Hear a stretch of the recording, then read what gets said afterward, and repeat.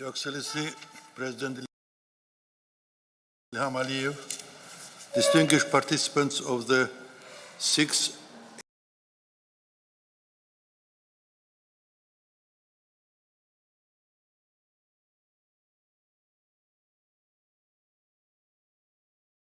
ADA University Policy Forum. It is a great honor to welcome you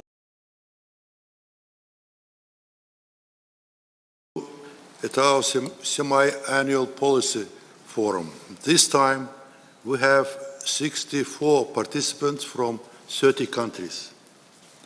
It's a personal initiative and support of President Aliyev. We will be going tomorrow to beautiful city Lachin, liberated from the Armenian occupation and already witnessing the return of Azerbaijani IDPs. Since our last forum back in December 2023, Azerbaijan has been unanimously supported as the next host of UN Climate Change Conference. This is another sign of our strong diplomacy at the global scale and well-recognized reputation of Azerbaijan as a reliable partner for multilateral negotiations. Previously, Azerbaijan has successfully chaired other important organizations such as UN Security Council, Non-Alignment Movement, Organization of Turkic States, and many others. Baku is the birthplace of the world oil industry. Now, it is symbolic that in coming November, tens of thousands of delegates are expected in Baku for COP29 summit to discuss the future of our planet from climate change perspective. ADA University is honored to be an active academic partner of organizing committee in providing trainings, conferences, and researchers with relevant international institutions. This forum will contribute to the global policy discussions by adding the input on regional security, the vision of Azerbaijan regarding energy transition and green growth, developments of green eco-friendly zones in Karabakh, wind and solar project of Azerbaijan, future of green corridor into EU, and many other issues. We would also like to focus on the environmental impact of the Armenian occupation, including massive landmine problem and possible international legal tools to mitigate this damage. Your Excellency, Mr. President, using this opportunity, please allow me to congratulate you and our nation with diplomatic success in regards to return of villages in Kazakh region by peaceful means. We wish you all the best in tireless efforts to bring prosperity and development to our region. We thank you for your time with us at ADA University, especially knowing how busy your schedule is. We hope that today's discussion and tomorrow's visit to Karabakh will further shed lights on the regional developments. Stay in our country and fruitful discussions as always. Also, I am grateful for being invited again to have an opportunity to talk to you. I regularly participate at ADA's forum, and as it was already said, last time we met here in the beginning of last December. So many things have happened since that time in Azerbaijan and around, and I would say that all of these events develop in a positive direction, whether it's a process of normalization between Azerbaijan and Armenia, border delimitation, or if we talk about COP29, of course, it's a sign of big respect and support to Azerbaijan from international community. And we are now in a very active phase of preparation. We had only less than 1 year, so we must be very active and efficient in order to have good results. Of course, the COP29 is a big responsibility for us, not only from point of view of all these organizational issues, but from point of view of delivery of results.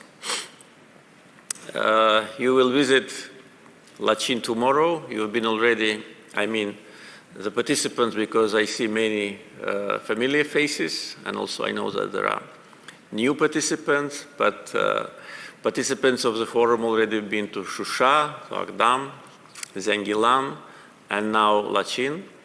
I'm sure you will enjoy your trip. Lachin is one of the most beautiful parts of Azerbaijan. And when we talk about green future, so you will see Lachin, all is green.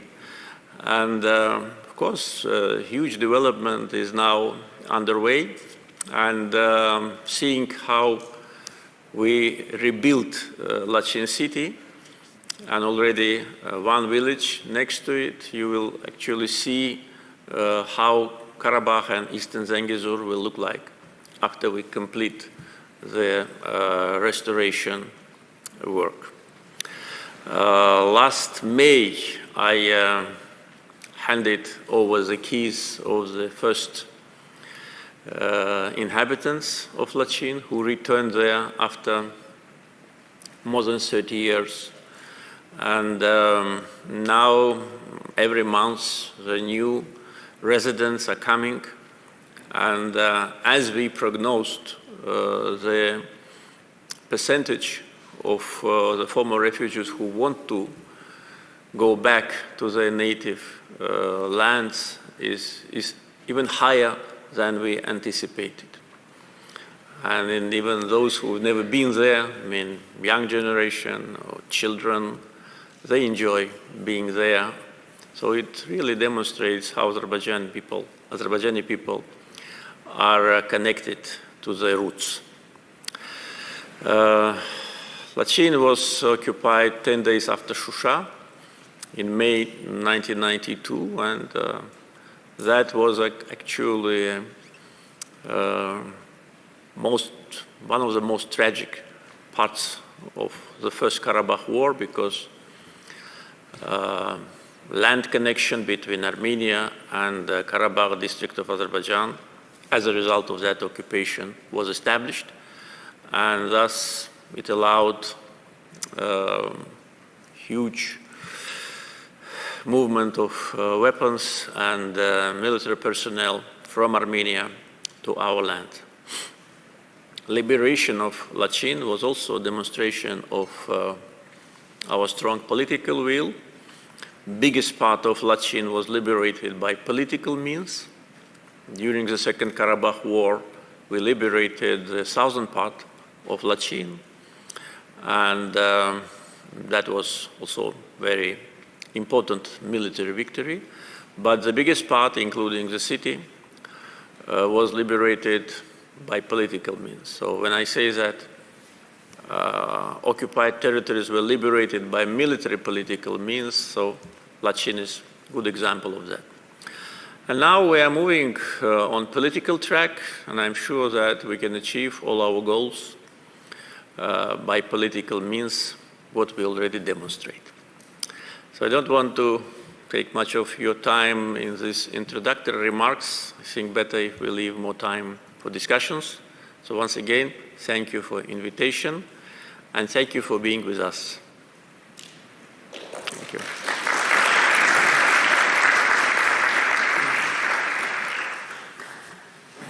Thank you, Mr. President. With your permission, we can start discussion and Q&A session. I will invite for the first question Mrs. Daria Sachenko, Associate, German Institute for International and Security Affairs. Daria, please. Thank you very much for this opportunity. My name is Daria Sachenko. I'm from the Center for Applied Turkish Studies at the German Institute for International Security Affairs. I wanted to ask you a question about your opinion about the Eurasian integration. Over the last 2-3 years, we've seen Azerbaijan participating at the summits and other events of the Eurasian Economic Union. Are you interested in Eurasian integration? What benefits do you see for Baku, and can it be expected if Azerbaijan might become a member? And if I may add another second question, this week you will be visiting Germany later. I was wondering what kind of what expectations do you have about this visit? And thank you very much indeed for this opportunity. Thank you. Thank you. It's true that we've been invited to participate at some of the events of Eurasian Economic Union on the level of President and on the level of Prime Minister. I participated once as a guest of honor, and actually with all the countries of members of Eurasian Union, except Armenia, Azerbaijan has a very close partnership relationship. So for us, this group of countries is not something very strange, so we know them very well. With respect to the plans, with respect to closer cooperation, Azerbaijan's economy actually is a self-sufficient economy, and it demonstrates sustainable growth even in the period of crisis. We have very low foreign debt, which now is even below 8% of our GDP, which really demonstrates that we are among the leading countries in that respect. And sustainable economy is based on natural resources and diversified economy with good economic ties, by the way, bilateral ties with members of Eurasian Union actually is enough for us. So if there are additional advantages, and we see practical advantages of further integration, of course we will evaluate that. If we really assess the benefits and shortcomings of being more associated with Eurasian Union, of course we will make a right decision. According to information which we have, there are certain economic disagreements emerging from time to time among the member states. And as I said, except Armenia, with all the rest, members of Eurasian Union, we have very good relations, including economic ties. So, of course, we don't want to find ourselves in a situation where we'll have to fight or, how to say, make steps which will hurt some economic benefits of our partners. But again, all our steps, including with respect to membership in international institutions, always was based on pragmatism. The same I can say about our membership in the non-aligned movement. We became a member of non-aligned movement something more than 10 years ago. That was a deliberate and well-analyzed step, and after that we became a chair and demonstrated our capability and also gained a lot of friends. So far we don't have such plans, but we cannot say that it will not be the case for our elaboration in the future. Everything will depend on what additional economic benefits we may get from being closer. If we see it, yes, we will make a decision. If not, we are satisfied with what we have now. With respect to German-Azerbaijani relations, I would say that last months we see more active interaction. I was invited to Germany and visited Germany last March and met with the President and the Chancellor. And with the Chancellor we met also last February in Munich. And this time I'm invited to participate at the Petersburg conference as President of the host country of COP29. This is a traditional conference held in Germany, and usually the President of the host country is invited. But at the same time, there'll be meetings with leaders of Germany, and I think that we are now on the good track of our cooperation. There is a big mutual economic interest.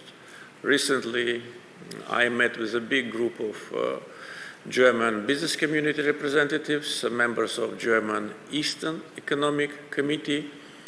There are a lot of plans of cooperation, of investments, of getting access to contracts with governmental structures. And of course, political foundation is always important, because in Germany and of course in Azerbaijan, business always evaluates political risks. And if the relations between the countries are stable, then of course business is guided by that. So I would say that now we experience maybe one of the most active periods in our bilateral relations, and we can assess it very positively. Ambassador Matthew Breiter, Board Member, Jamestown Foundation, United States of America. Thank you, Hikmet. Thanks so much, Mr. President, for the honor of being here with you. These are some of the most interesting conversations I've ever had, is seeing how and listening to how you respond to everything in detail, no notes. And thank you, Ambassador Rector Pashayev, for a chance to be here. Yeah, what an amazing, 9 months since last September? We were talking at lunch how Azerbaijan has taken quantum leaps in recovering all your territory, rebuilding them with these innovative technologies into green energy zones, smart municipalities, COP29, getting back the villages from Kazakh Russian peacekeepers have left. It's unbelievable what has happened. Organizing COP29 is obviously overwhelming, and it's what everybody has to spend most of their time on. But there's a strategic communications part I wanted to ask you about, what the strategy is to tell Azerbaijan's story about all these factors I just mentioned, not in a way that promotes Azerbaijan, because then people will just think you're trying to manipulate the stage, but just tell the actual story, because people are listening now. They want Azerbaijan to succeed because they want COP29 to succeed. So how does the strategic communications plan look? And as a suggestion, maybe we could convene a regional Greater Caspian group of NGOs and companies or like-minded people to focus on how this whole COP29 chairmanship for Azerbaijan came out of the peace process. And you were sitting there telling us last December that Pashinyan just lifted his veto. It's a really great story, but it's not going to be told unless there's some mechanism, maybe to come up with a declaration at COP29 that leads to an ongoing working group year after year. Thank you. Thank you very much. Of course, we will evaluate these suggestions, and really we want COP29 to be successful from point of view of tackling the issues of climate change. And at the same time, it's an opportunity to tell our story. And you're absolutely right that we have a lot of things to tell to the world and to tell the truth. And I think one of the advantages of being a host country is that we will receive tens of thousands of people. Most of them will visit us for the first time, and they will have an opportunity for maximum 2 weeks or less to assess themselves. Situation, how they feel themselves here, what the countries look like, and what are our plans. And as you said in your comment, that so many events happened since we met last time, and all of them in positive direction. We didn't have any setback, didn't have any crisis. On the contrary, we are just building success after success. And everybody, at least in Azerbaijan and in the region, understands that it is not just by chance. All is based on a thoughtful policy, on strategy, on proper tactics, on many other elements of our policy and diplomacy. And you're absolutely right, COP29 was a result of a peace process. And actually, though the main topic will be finance this time, but as a host country we can add additional agenda, and one of them, there'll be several, but one of them will be peace. And first, because it was a peace process which allowed us to become the host country, because Armenia lifted the veto, and we did also the steps towards them. And actually, it's just more than COP and just more than what happened last December, because it created more confidence between us. And one of the biggest challenge is lack of confidence, mutual, or very low level of confidence. And this case demonstrates that we can at least not to act against each other every time and at every stage. So that was the first time when we did not act against each other on international arena. On the contrary, we, we did not support each other, but we were neutral. And I think this is a success. And what we see now on border delimitation, I think, is one of the results of that step when we demonstrated that. A lot is to be done, of course, in order to build more confidence between two countries, and especially between the peoples. But important is the tendency, important is which path we are passing. And I think illustration of what I'm saying is really remarkable, because COP29 in Azerbaijan is a result of resolution of the conflict and is a result of the progress on a peace track. I think that in order to put your ideas on a more practical scale, it will be good if you can share more with us how you see this event to be integrated with your activity. There will be a lot of side events during COP. Many international organizations will hold their events, even summits, and maybe you can also think, at a forum at that time. Usually you convene in December, so you can reschedule a little bit.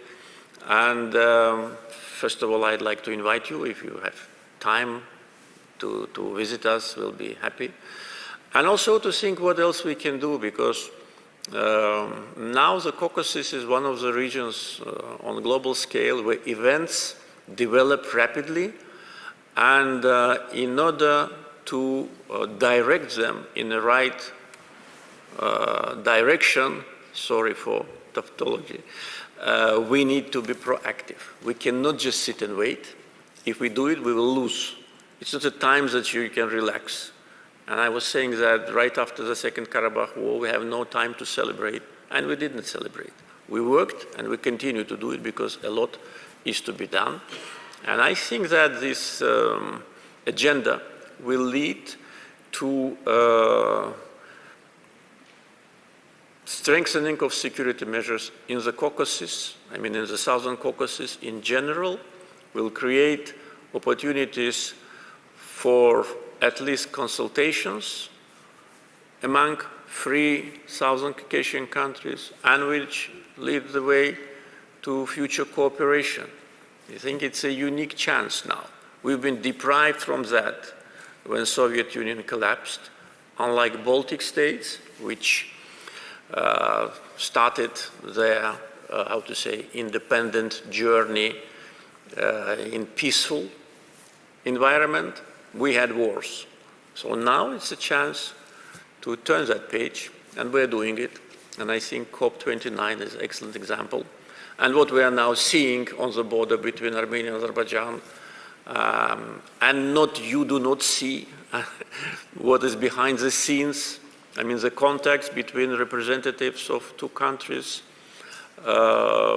discussions, more open, more constructive. And with respect to the border delimitation, Azerbaijan and Armenia behave in a very constructive way, very constructive. What is seen is only part. It is a result, but this result is based on regular contacts and positive dynamics. So we need to consolidate on that and to move forward. Nigar Göksel, Turkey and Cyprus Director, International Crisis Group, Türkiye. Cenab-ı Prezident, Çok teşekkürler. I congratulate you for the hosting of the UN Climate Summit. Very excited about that. Actually, you somewhat answered what I was going to ask, which was, at what stage do you expect the Armenia-Azerbaijan peace track to be at the time of the summit? And how do you expect that hosting the summit might contribute both to Armenia-Azerbaijan dialogue, but also to a wider regional cooperation?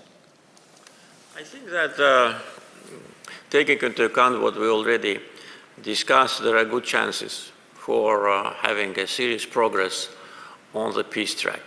Just going a little bit back, I want to say once again that it was Azerbaijan, the country which initiated the peace process, because when the Second Karabakh War ended, there was a certain vacuum in the region and also beyond, and actually nobody knew what is next. So the war stopped. It was not yet the solution, and what is next? So we decided just to launch this initiative and to start negotiations and publicly announce that. At first stage, there was no response from Armenian side. We can understand it because results of war were not very easy for them. Then we made another step. We elaborated the basic principles for peace agreement, those famous 5 basic principles, which we made public. And actually, negotiations started based on those principles. Armenia added some different topics. And that was actually the main obstacle, because they wanted to integrate into peace agreement between 2 sovereign countries issue related to so-called Nagorno-Karabakh, which was absolutely unacceptable for us, because Nagorno-Karabakh, so-called, was and is Karabakh region is internal issue of Azerbaijan. And that was the main reason why we did not achieve progress. Because all the time they insisted on that paragraph, which was absolutely unacceptable for us. So we saw that it's no way to come to agreement. It lasted until last September, after we fully restored our sovereignty. But there was another problem, that after that, Armenian side took a break, and for at least 2 months did not respond to our comments, because we have this practice of exchange of comments.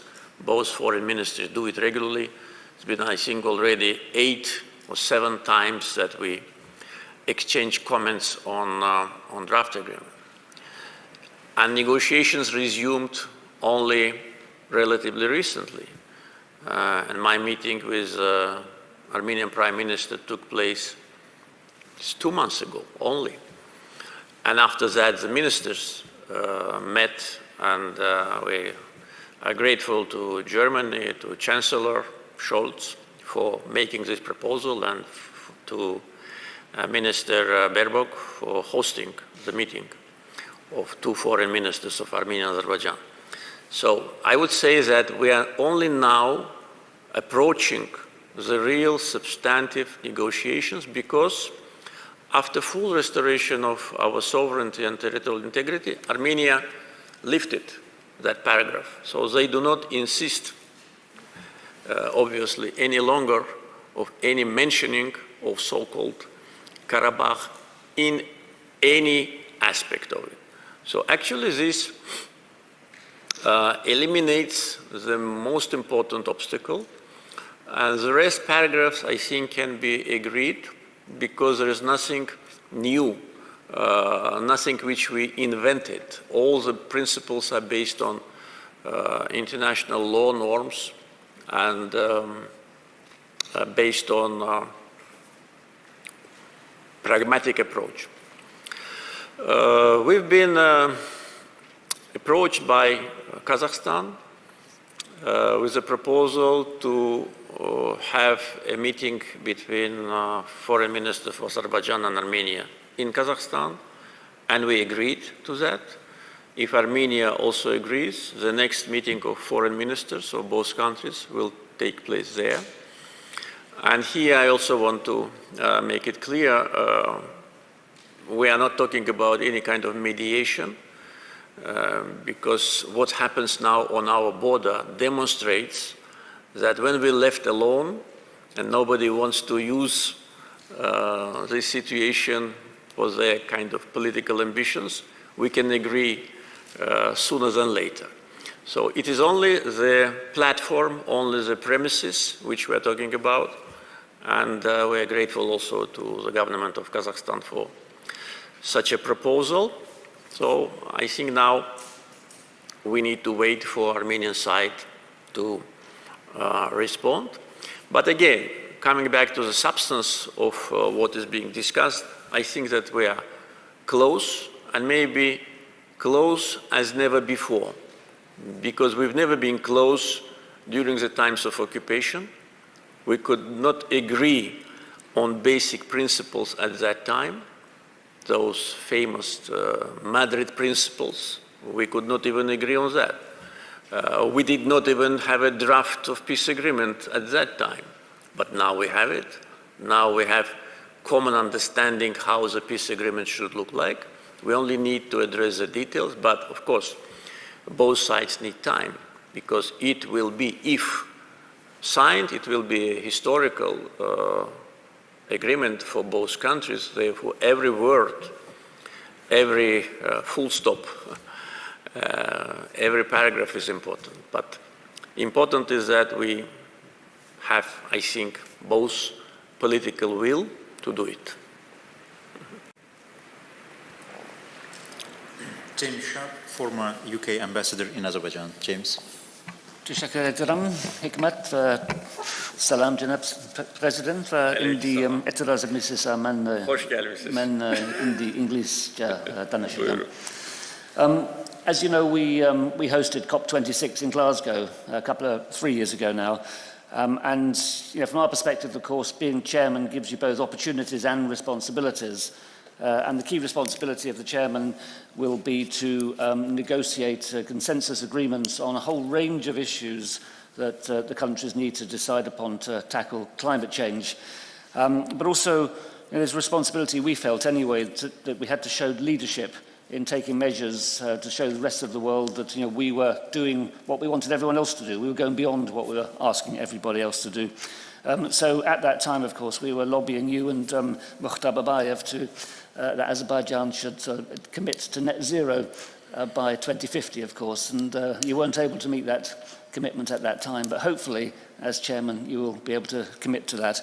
But in terms of opportunity, I mean, we've partially covered this already, but it's an opportunity to shine a spotlight on the region, on the Caucasus, the Caspian, the Central Asian region, and the problems, the environmental problems that these regions face as a result of climate change, such as the shrinkage of the Caspian Sea, which we see increasing desertification, and of course some of the transboundary river disputes that we see in Central Asia and in the Caucasus. So I was I'd be more interested in some of if you have ideas about how you might specifically want to address those environmental issues, the regional environmental issues. Thank you. Thank you.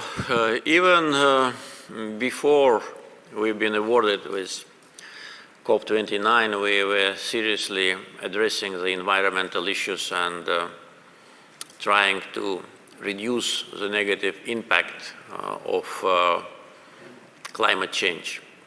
And as you correctly mentioned, everybody can see here, especially in summer when people go to the beaches, they see that the sea goes away year after year.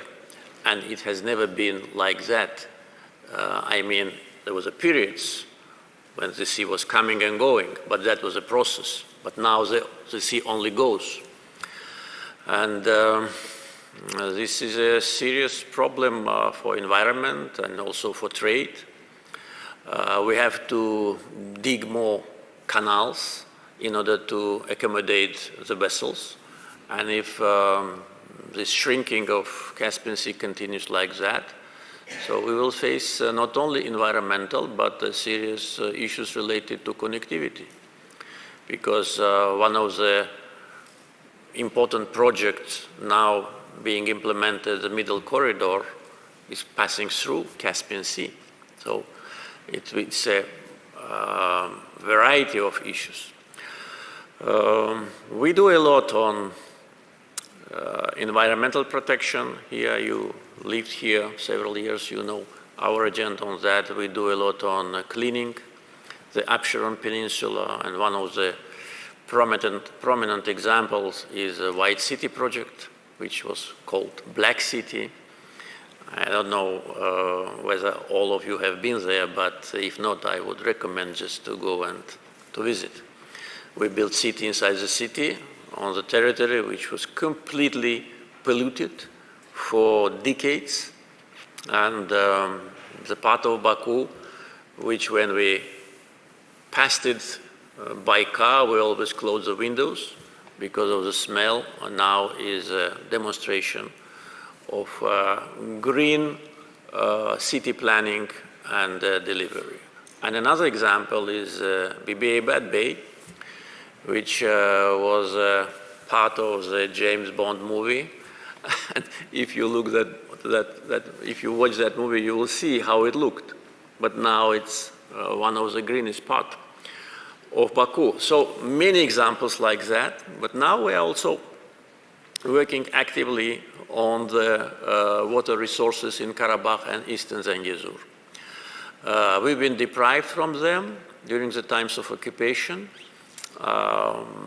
Main rivers which have a source in Azerbaijan are situated exactly there.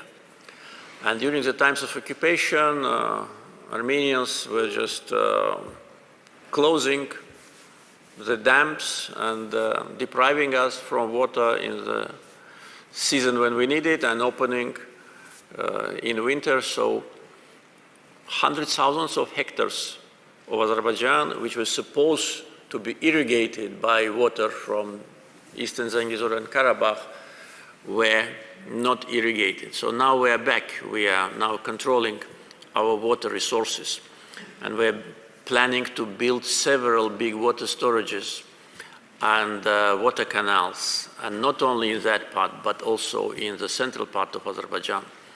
And our plans have been already announced, and really it will allow us to save every drop of water which now is just lost. We have in our old canals, we have a loss about 30%. So after modernization and new technologies, the loss of water will be not more than 5%. With respect to the transboundary rivers, this is the biggest concern because we cannot control that situation. And there are objective and subjective reasons. Objective, of course, is climate change. Objectively, there are less water in the rivers, but at the same time, we know that there are hydrotechnical infrastructure projects on those rivers which lead to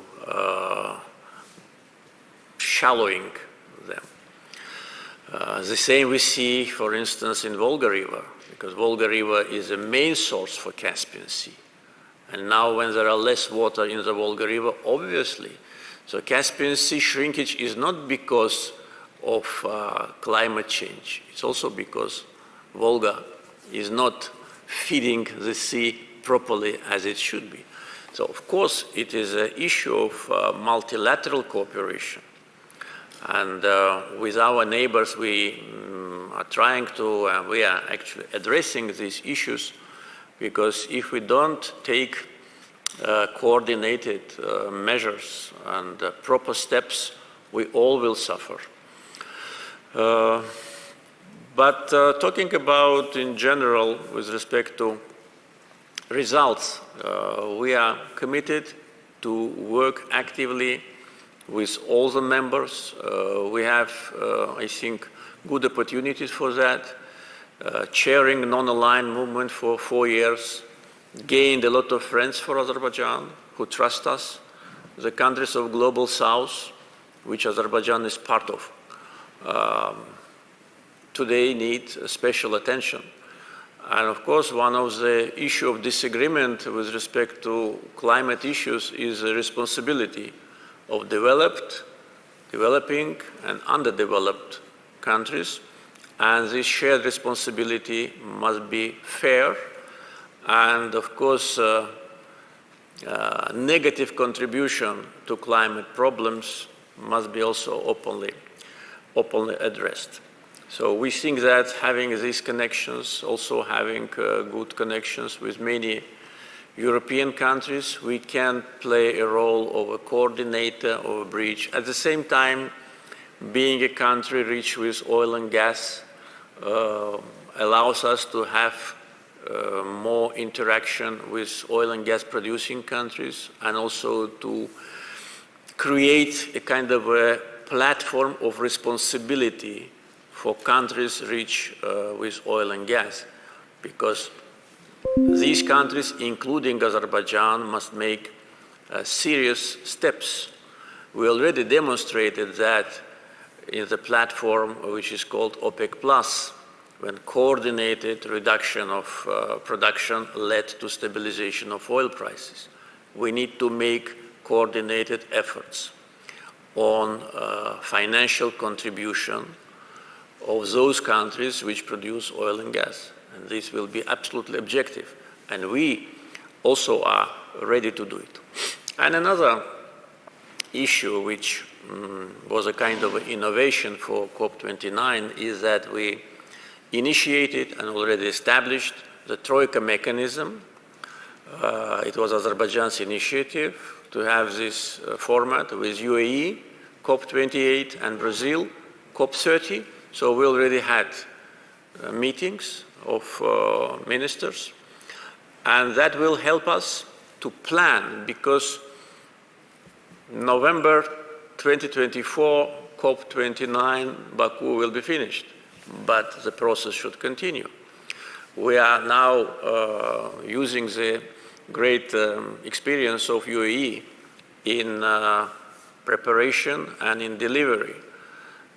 So being together in this troika really creates a synergy, coordination, and predictability. We have other plans with respect to ideas, but probably it's a little bit premature to disclose them. But we treat our chairmanship not only as an opportunity to demonstrate us, the country presentation, so forth, though it's important, but as an opportunity to contribute really to practical resolution of the most urgent issue on global arena. I'm very glad to see you, Mr. Ambassador.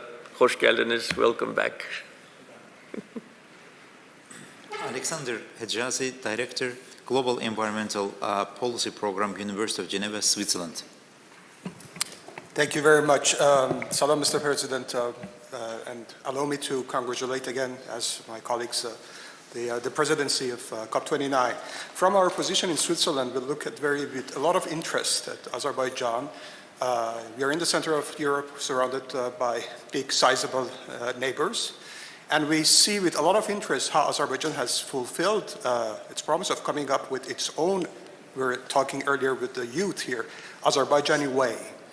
And when it comes to bringing two success stories of Azerbaijan, one being one of the big players on global energy scene, and its new role as one of the prominent players on environmental scene, I wanted to ask for your insight on how you would like, or how you foresee the massive investment that you've done within the last few years in the deployment of strategic infrastructure.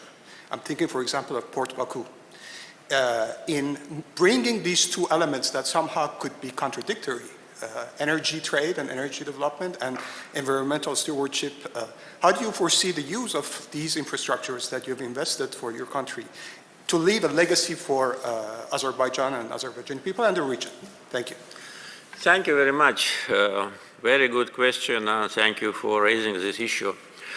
First of all, I'd like to say that all petroleum operations which are being held in Azerbaijan since 1994 are done on the standards of international environmental protection.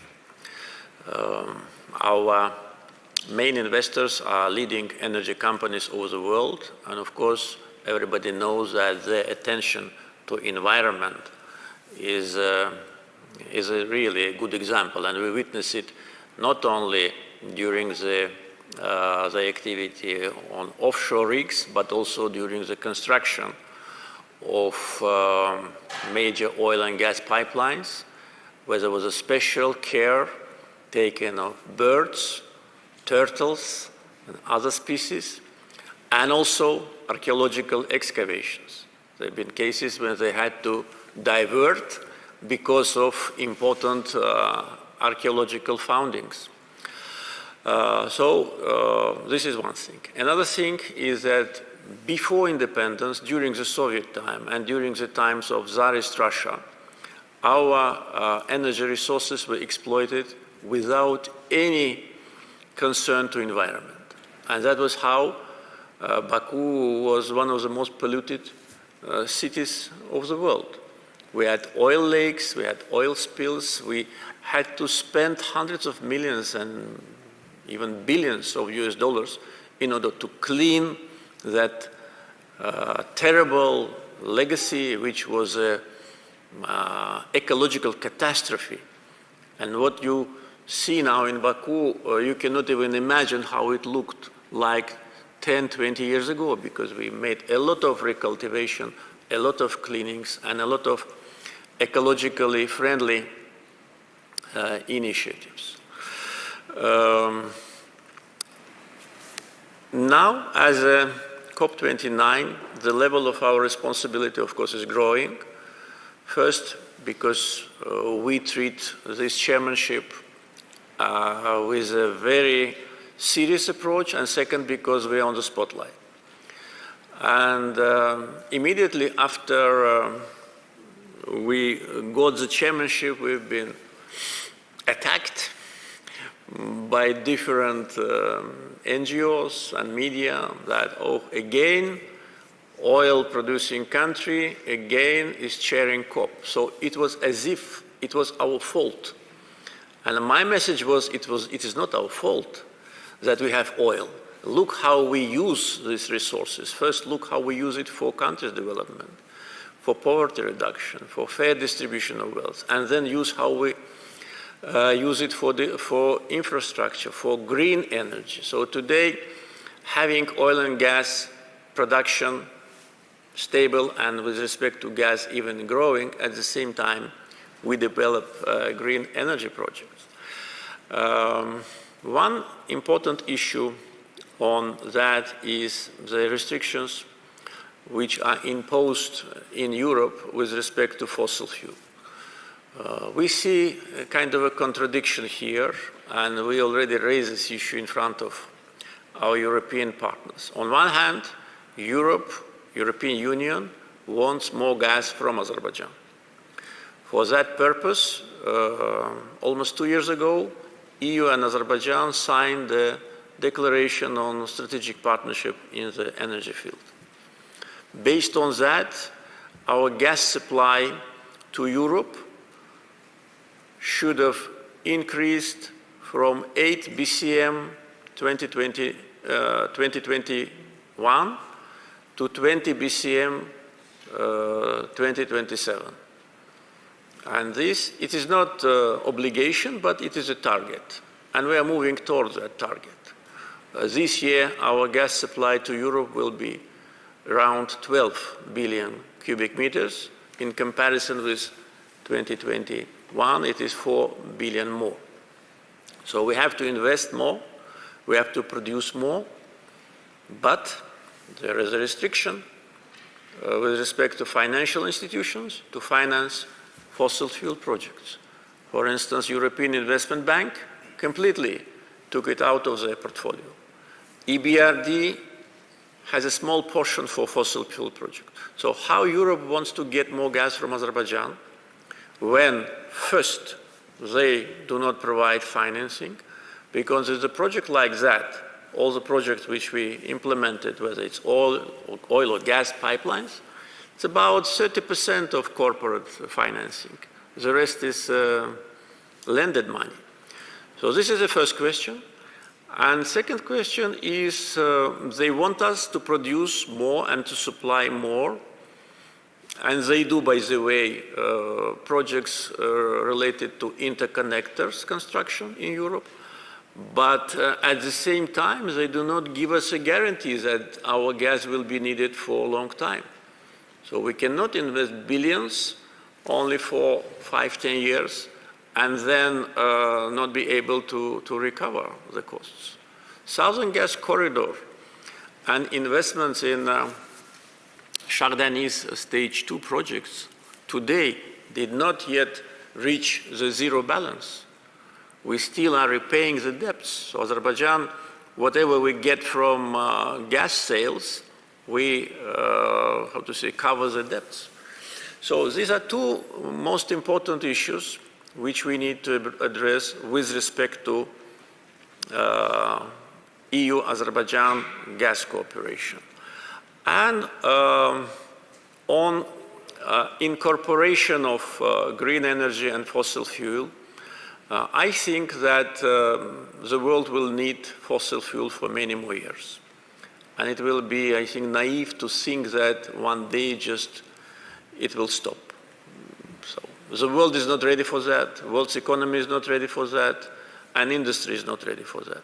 So I think the best way will be to create a synergy and to have an evolutionary way rather than to put a target which cannot be reached.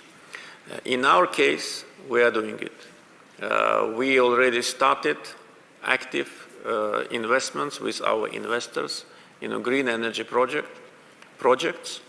Last October, we inaugurated the first 240 megawatt solar power plant. And this year, we will see the groundbreaking ceremony of 4 more solar and wind power plants of the total capacity of 1,300 megawatts. So that will make our potential 1.5, even more. But this is only the beginning, because we have enormous potential of wind and offshore and onshore, and also solar energy. Plus, we add hydro, only in Karabakh and eastern Zangezur for last 3 years. The capacity of the hydropower stations is close to 170 megawatt, and this is only the beginning. So thus, we will substitute large portion of gas which we use to produce electricity with renewable sources. And this is absolutely realistic. What I'm saying is not our plans, it's already contracts we've signed. Already land has been not only selected, but also commissioned for construction. So probably in several months, maximum maybe 3–4 months, we'll see all what I'm saying. And if we bring renewable production in Azerbaijan up to 5 gigawatt, that will substitute large portion of natural gas which we use for electricity, and we can reach our target which has been articulated with a percentage of renewables even shorter period of time. And of course, the synergy here is that the gas which will be safe here, not sending it to power stations, will be sent to Europe, which needs it and will need, and will continue to need it. But not only that Europe will need additional green energy sources, because even taking into account the huge investments which European countries are making, they still will be in shortage. So they will need additional energy, and we're working on that. As you know, the green energy cable from Caspian to Black Sea and then further down to Europe, now in the last phase of feasibility study.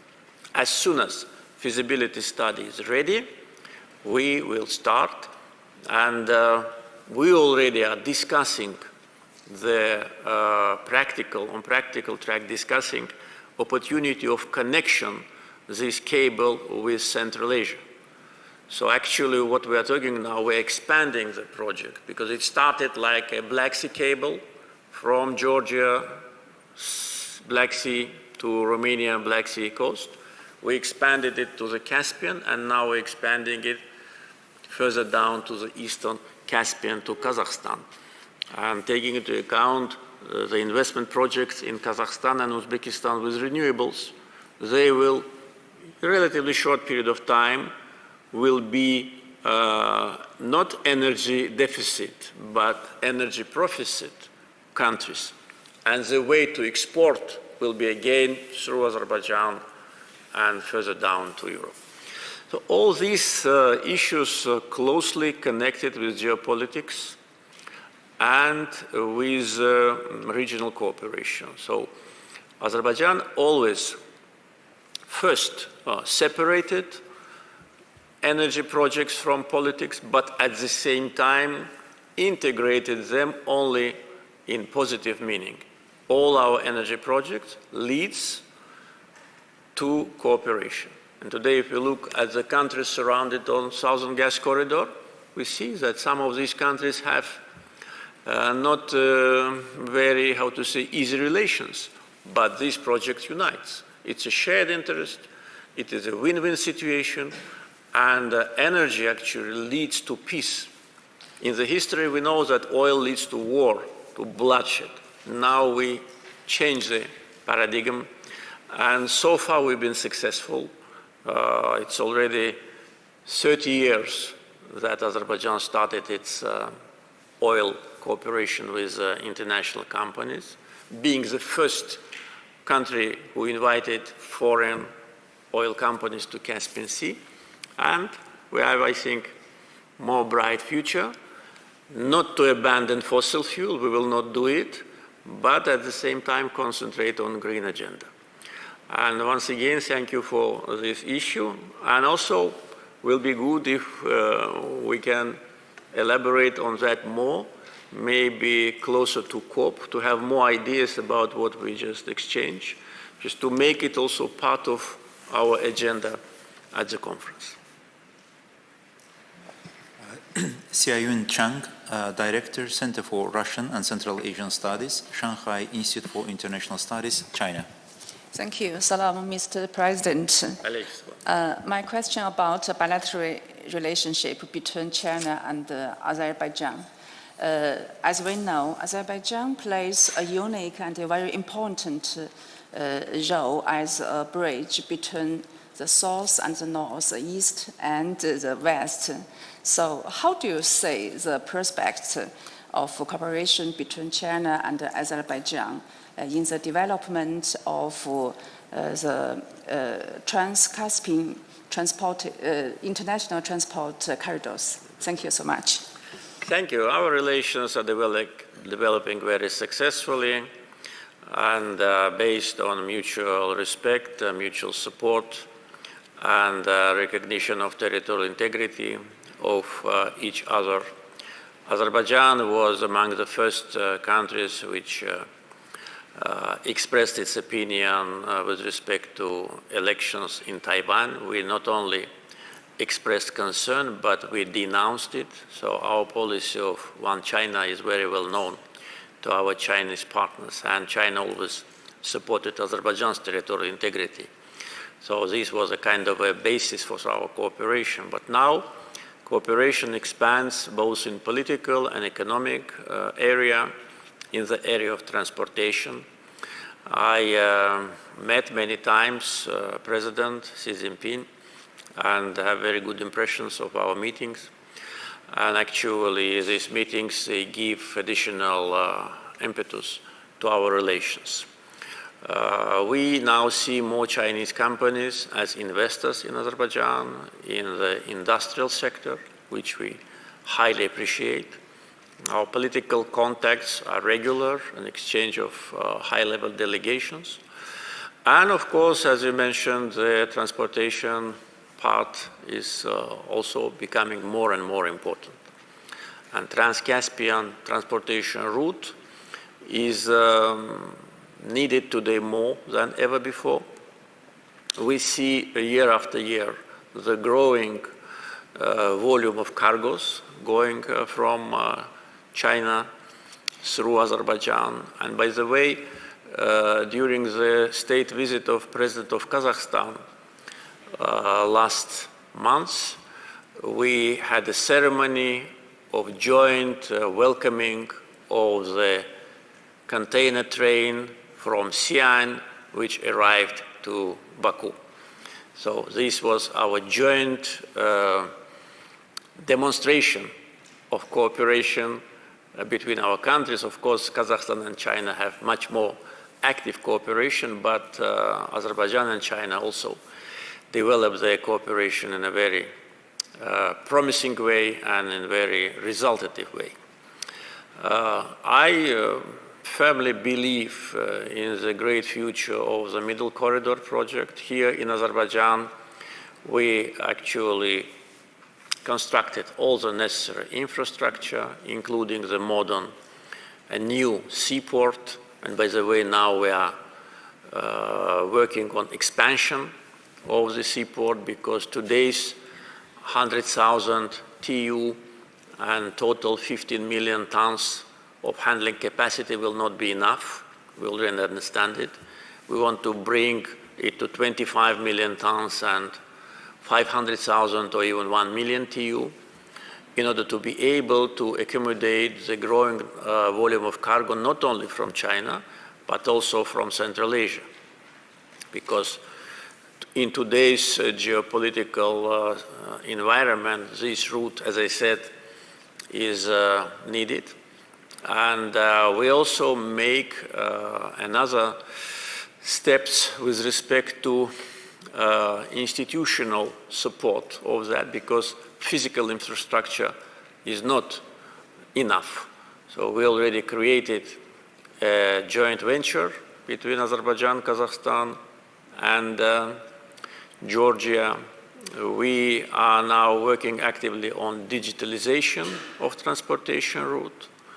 We are applying the artificial intelligence system in our customs administration so that the handling of cargoes will be taking less time, and transparency and control over cargoes is absolute. So this is what we are doing now, apart from building railroads, seaports, etc., etc.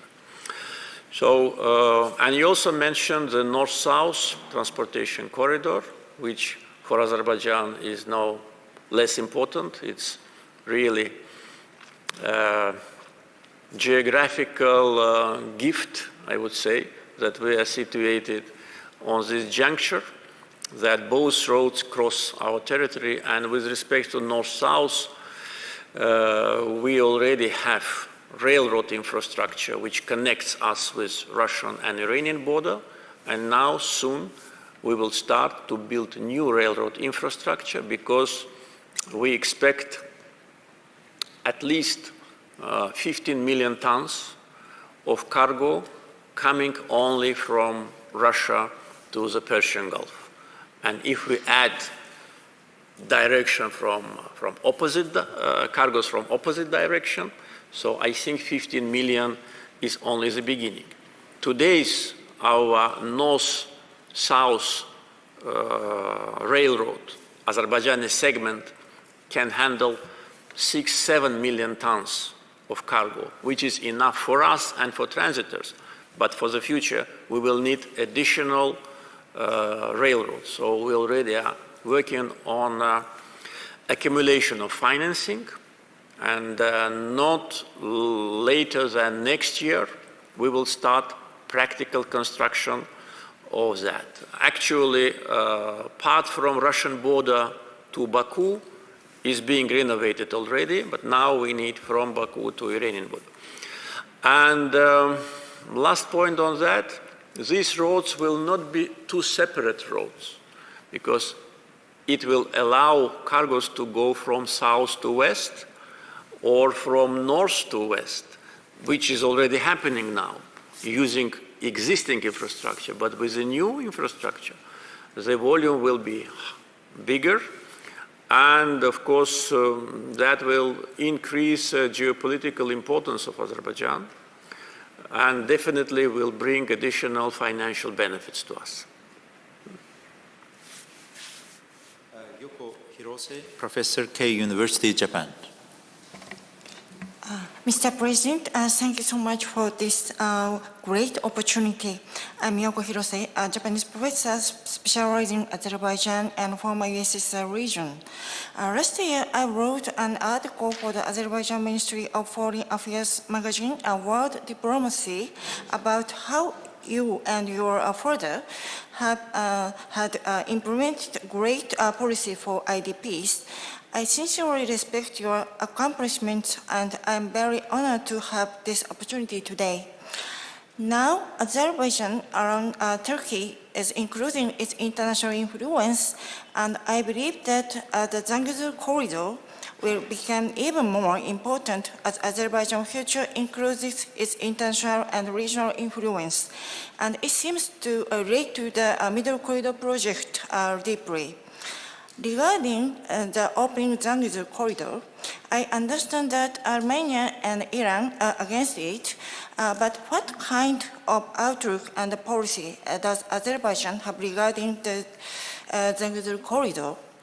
In addition, Russia recently withdrew from a peacekeeping operation in Karabakh, but according to the 2020 peace agreement, the Russian FSB was supposed to maintain a peace when Zangezur corridor opened.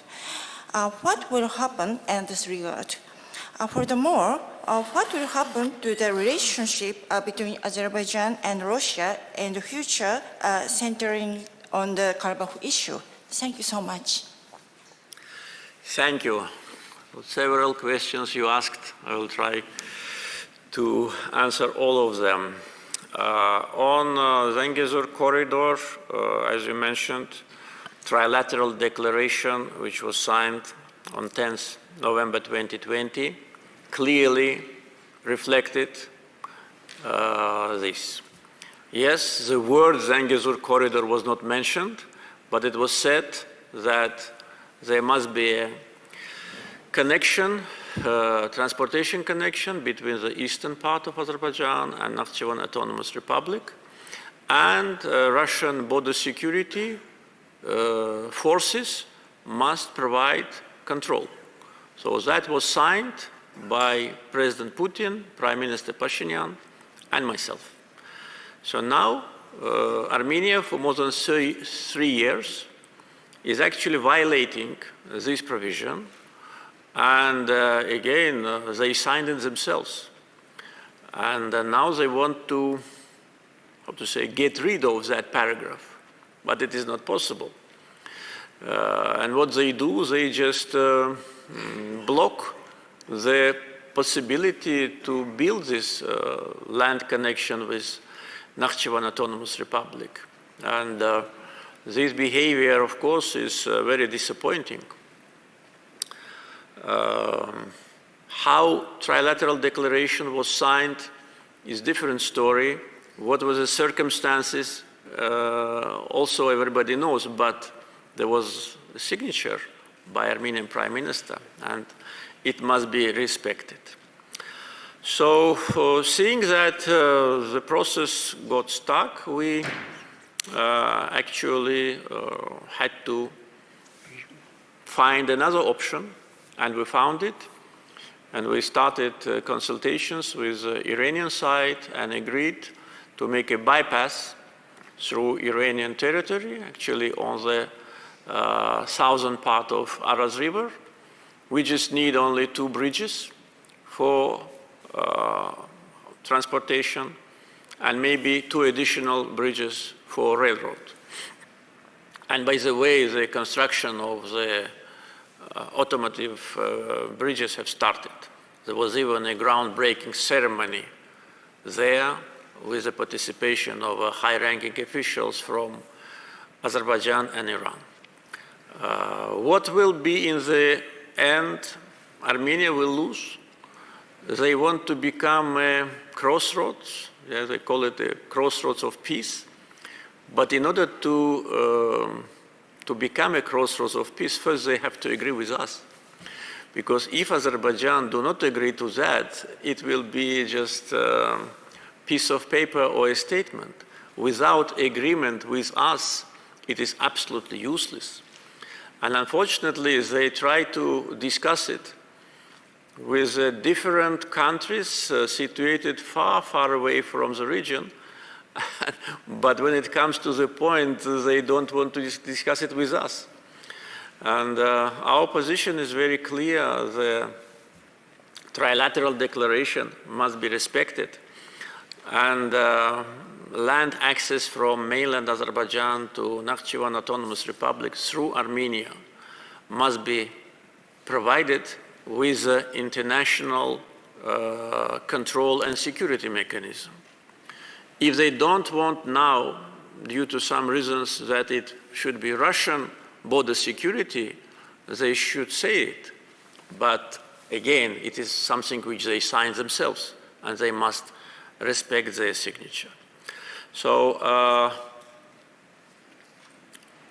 so it's clear that they will lose the opportunity to become a transit country. They've never been a transit country, as independent country, I mean, and they will never become, because all these speculations about so-called peace crossroads is absolutely not realistic without Azerbaijan. And if they think that someone will come and build a railroad from Iran to Armenia and Georgia, they need to find someone who will spend maybe $5–7 billion US for nobody knows which reason. While there is a land connection between Iran and Azerbaijan, and the north-south transportation corridor is being built, and there is a rail connection between Azerbaijan and Georgia. And so anyway, it is up to them how to plan their future.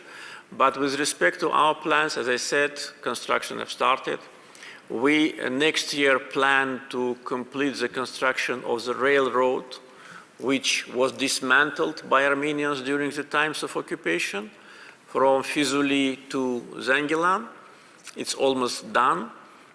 And after that, along with the highway bridge, we plan to build a railroad bridge to Iran and then back to Nakhchivan. So that will allow us and other countries to use this road for transportation to Persian Gulf, because that will be another extension of north-south transportation route, because bypassing Armenia and coming to Nakhchivan, then extension is through Julfa to Iran, an Iranian railroad. And also from Nakhchivan, there is a plan which already was announced by Turkish government to build a railroad connection between Nakhchivan and Kars. So that will be also part of east-west transportation corridor. Today's capacity of the railroad we are building to Zangilan is around 5 million tons. But if we see more cargoes, it can be expanded. So Azerbaijan definitely will strengthen its position as a regional transportation center without having direct access to world ocean. But Armenia will remain just a deadlock as they are for more than 30 years. With respect to the Russian peacekeepers, the announcement have been made already by presidential administrations of Russia and Azerbaijan that they are leaving Karabakh region of Azerbaijan before the timetable. And that was a joint decision by the leaders of Russia and Azerbaijan. I can also inform you how actually we negotiated this issue. I think it would be interesting. I already a couple of times in my meetings with Azerbaijani journalists revealed that day of 9 November, when we actually were negotiating the trilateral declaration through President Putin, because we didn't have any contact with Armenian colleague, so there were several telephone conversations agreeing every item of trilateral declaration. So therefore it lasted from early in the morning until almost morning of the 10th November. That's why we always say that declaration was signed on 10th November because it was already, I think, 2 a.m. or even 2:30 a.m. in Baku. Item of Russian peacekeepers was presented, and Armenia's position was that there should be no time limit for them. In other words, they should stay there forever. We could not agree with that, and we insisted that there should be a time limit. And that was one of the most difficult parts where both sides could not agree. And for us, it was one of the most principal part of declaration, and our position was that if we do not agree on that, there'll be no declaration, and the war will continue. And at that time, our troops were on the outskirts of Khankendi. We de facto controlled so-called Lachin corridor, and the fate of 15,000 of Armenian troops, which were surrounded where we liberated Shusha, was absolutely clear for everyone. They would have either surrendered or even worse for them. So we said, okay, there'll be no agreement, we continue. We will enter Khankendi within several hours. So Armenia had to agree. And now I think they understand that we were right. So 5 years term and then extension if neither side objects was actually the starting point of the withdrawal of troops. So what could have been situation if we didn't have that timetable? We can only guess. But again, the decision to withdraw troops earlier was a decision adopted based on consultations between Azerbaijan and Russia. Azerbaijan always is committed to its international obligations, and our position was that if it is written November 2025, it must be November 2025. But at the same time, both sides, Russia and Azerbaijan, clearly understood that basically they can leave earlier. But again, that was a decision, a joint decision, and this decision, I think, only strengthened Russian-Azerbaijani relations. And as you know, yesterday I was in Russia, and that's why we rescheduled the time of our meeting. I returned at 2:30 a.m. this morning, so that's why I asked you to have meeting not in the morning.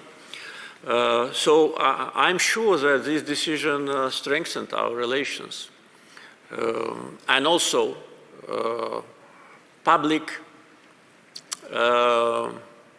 perception or public appreciation of bilateral relations, because it demonstrates that when countries have normal channels of communication, when they respect each other, when they cooperate, when they don't do anything against each other, they can find agreement on the most sensitive issues. And this example is a clear demonstration of that.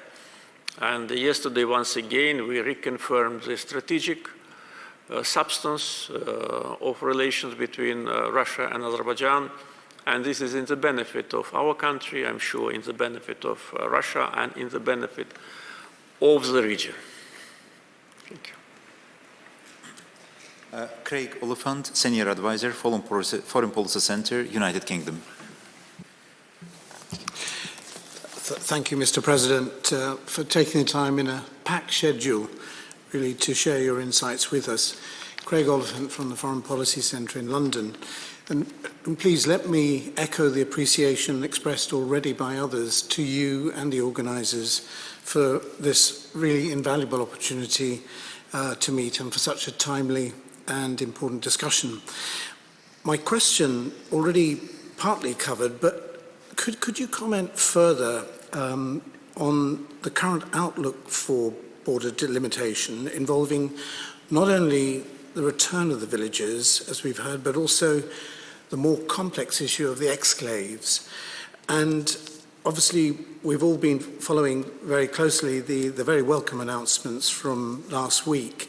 But how do you assess the prospects for implementation now, moving forward, and the knock-on effect for the overall framework agreement?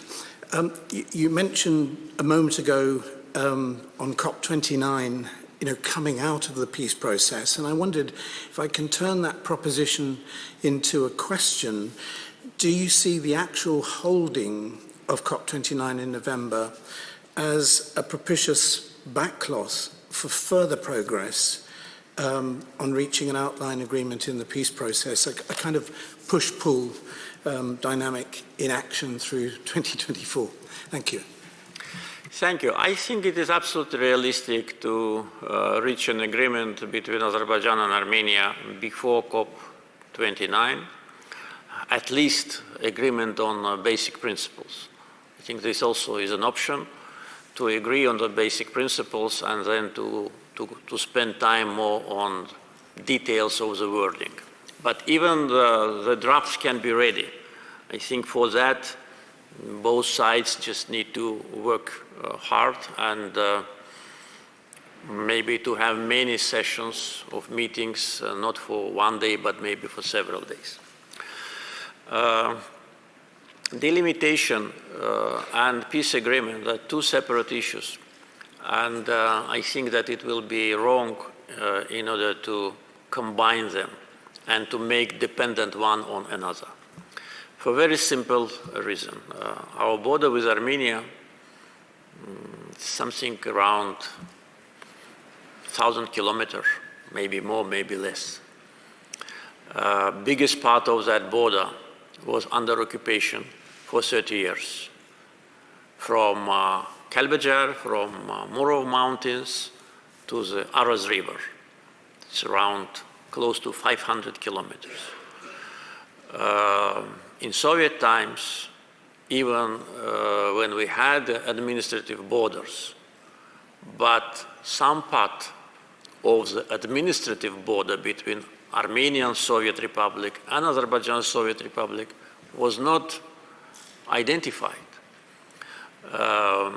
Biggest part of the border is absolutely uninhabited, and the height of the mountains is 3,500 kilometers, and 9 months a year it is covered with the snow. So it's a really very difficult terrain.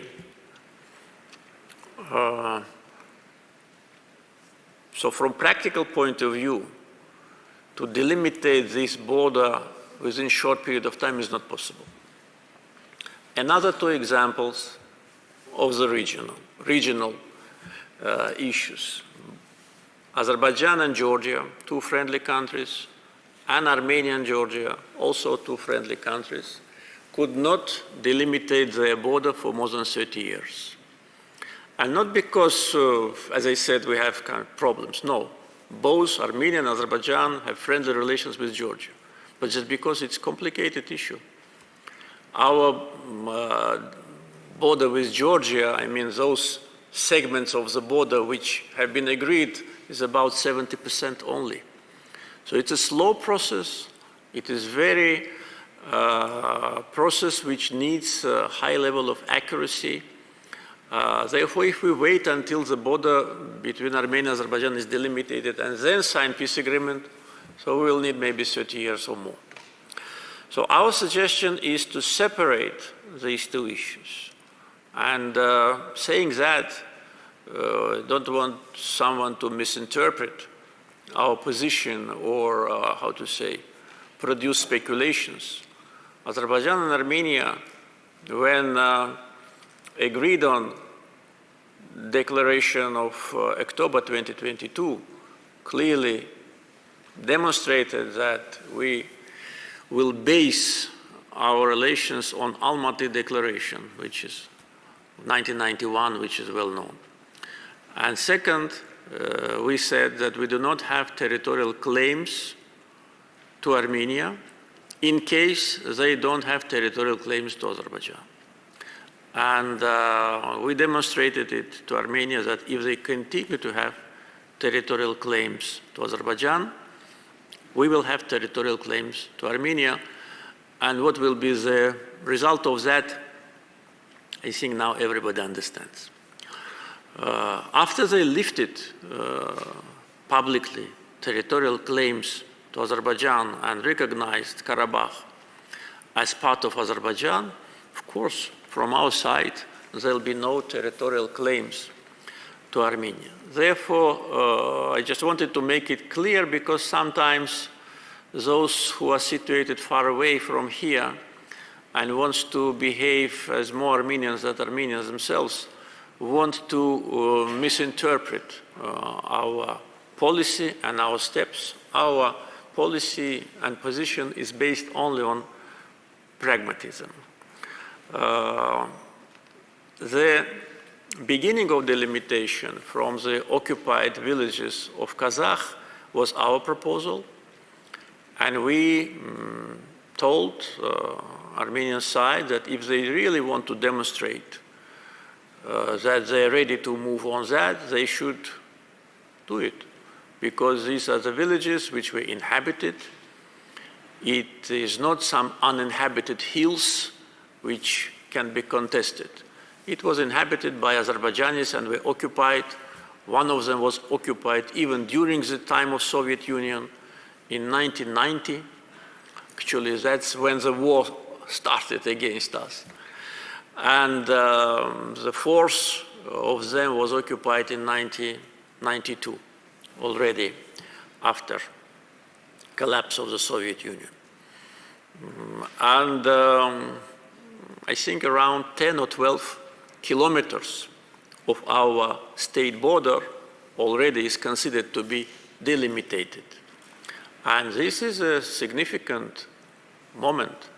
And it is not by chance that many regional and non-regional countries already expressed their support to that.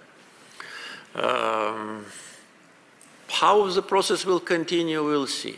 As I said previously, both sides demonstrated constructiveness. Both sides understand the sensitivity of this issue and at the same time commitment to international law. And I think if the same approach is applied at a later stage, we can move faster. There is also one issue which we always raise, also from point of view of pragmatism, that the border should be, of course, delimited based on principles, but at the same time there are such parts of that border which create problems for both sides. It concerns the roads, it concerns sometimes security mechanisms, the visibility of the depths of the territory of each other. Therefore, we must be creative. We should not stick to the line and just go like a blind cat on that line. No, we take the line as a basis, but we must be reasonable and agree on such a border that will be safe and secure for both sides and will be comfortable for both sides. Though, as I said, biggest part of the border and surroundings is not inhabited places, but there are parts where people live close to each other, and one of them was exactly the territory of that 4 villages, where the distance between the settlements may be several hundred meters, or maybe less.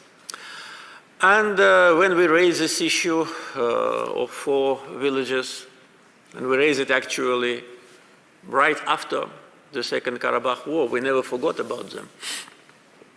The issue of exclaves is a different story because it's more complicated, because this exclave situated, of course, in the territory surrounded by other countries, therefore they must be addressed during the process of delimitation. If Armenian side wants to address them now at the second stage, we are ready. If they want to address later, we are also ready. After delimitation is finished and immediately demarcation is done now in that area of 4 villages of Kazakh region, I think both sides, 2 commissions on delimitation, must agree about the next steps. We don't want this issue to be a kind of an isolated episode. We want to continue on the path of delimitation, and I would suggest to start maybe from the easiest part. If the Armenian side wants to start with the most difficult part, like exclaves, we're also ready for that. Stanislav Prichin, Head of Central Asia Sector, Imam Aras, Russian Federation.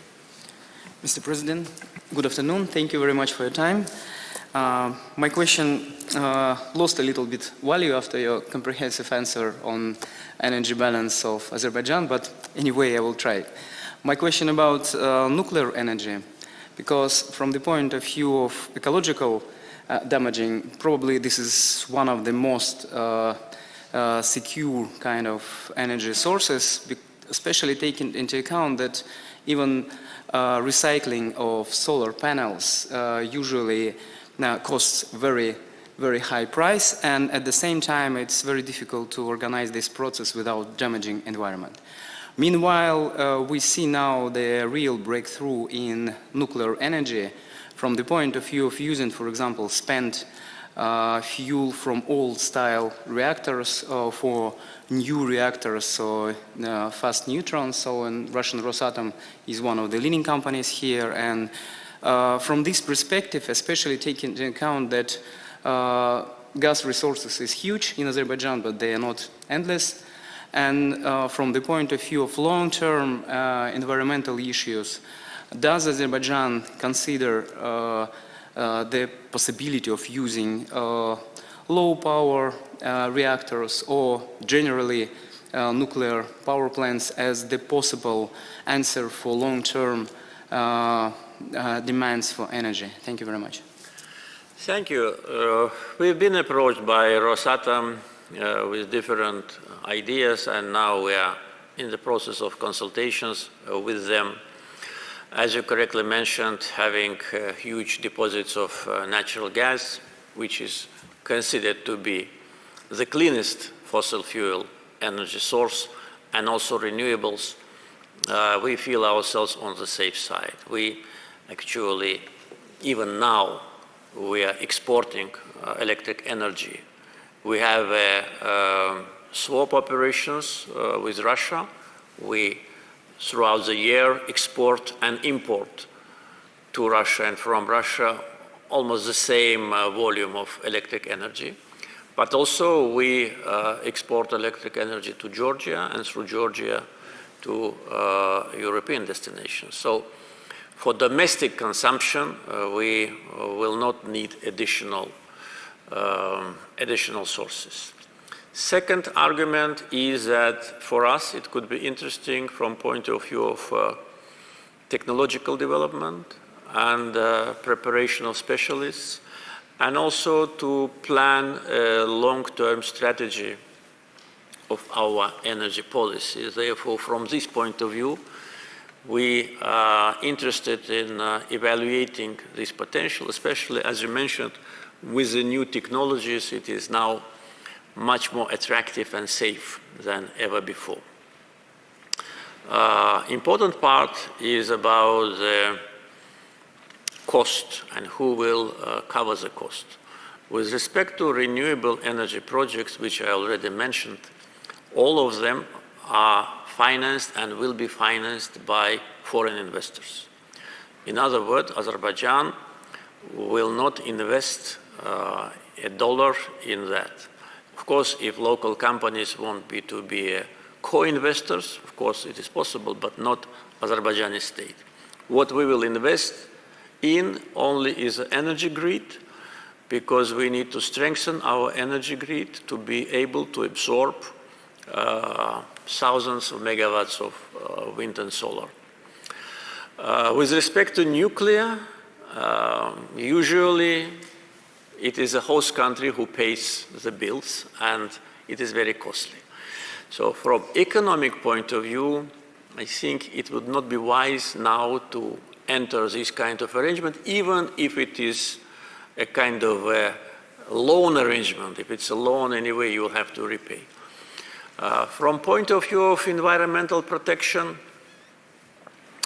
yes, we are, of course, in favor of environmentalism, but not to that stage to spend several billions for something which you can get free of charge using the financing from other sources.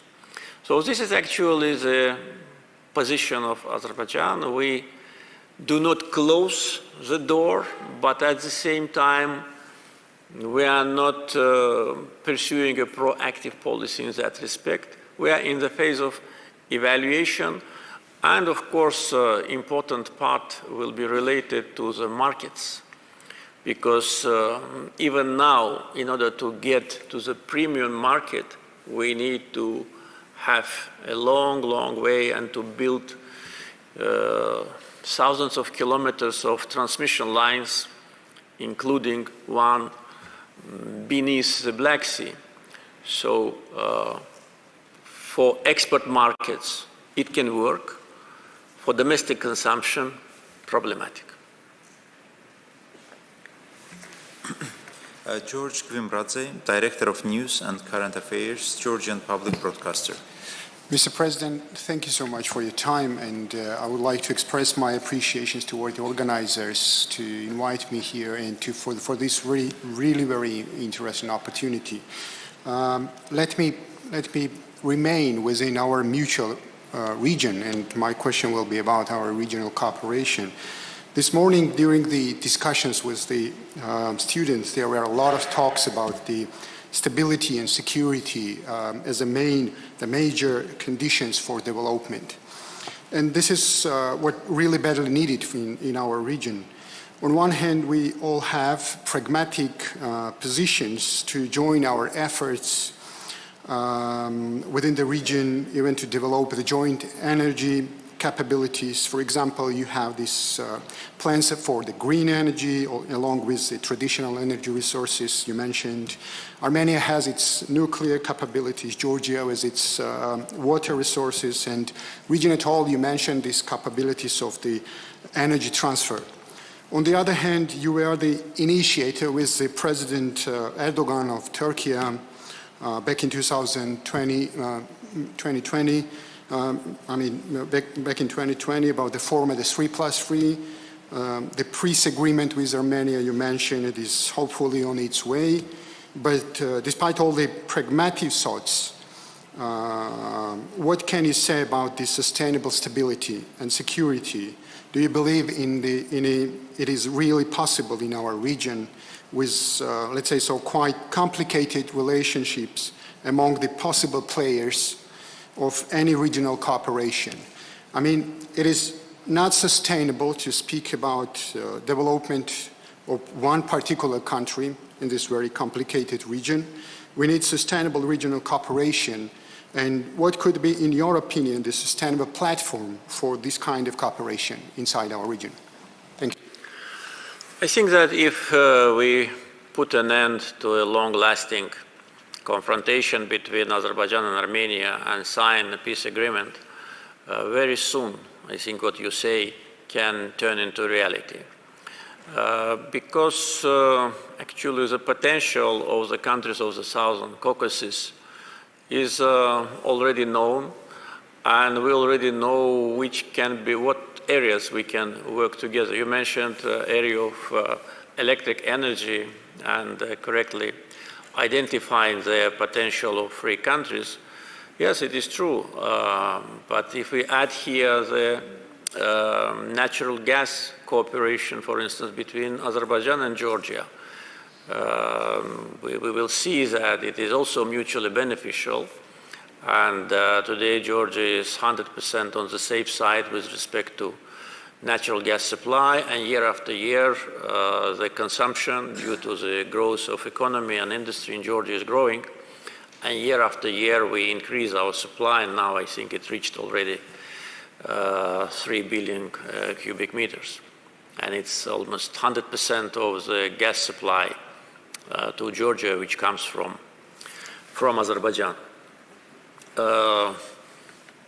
Potentially Armenia can also be a recipient of Azerbaijani gas, especially taking into account that gas price for Georgia is very friendly and very preferential.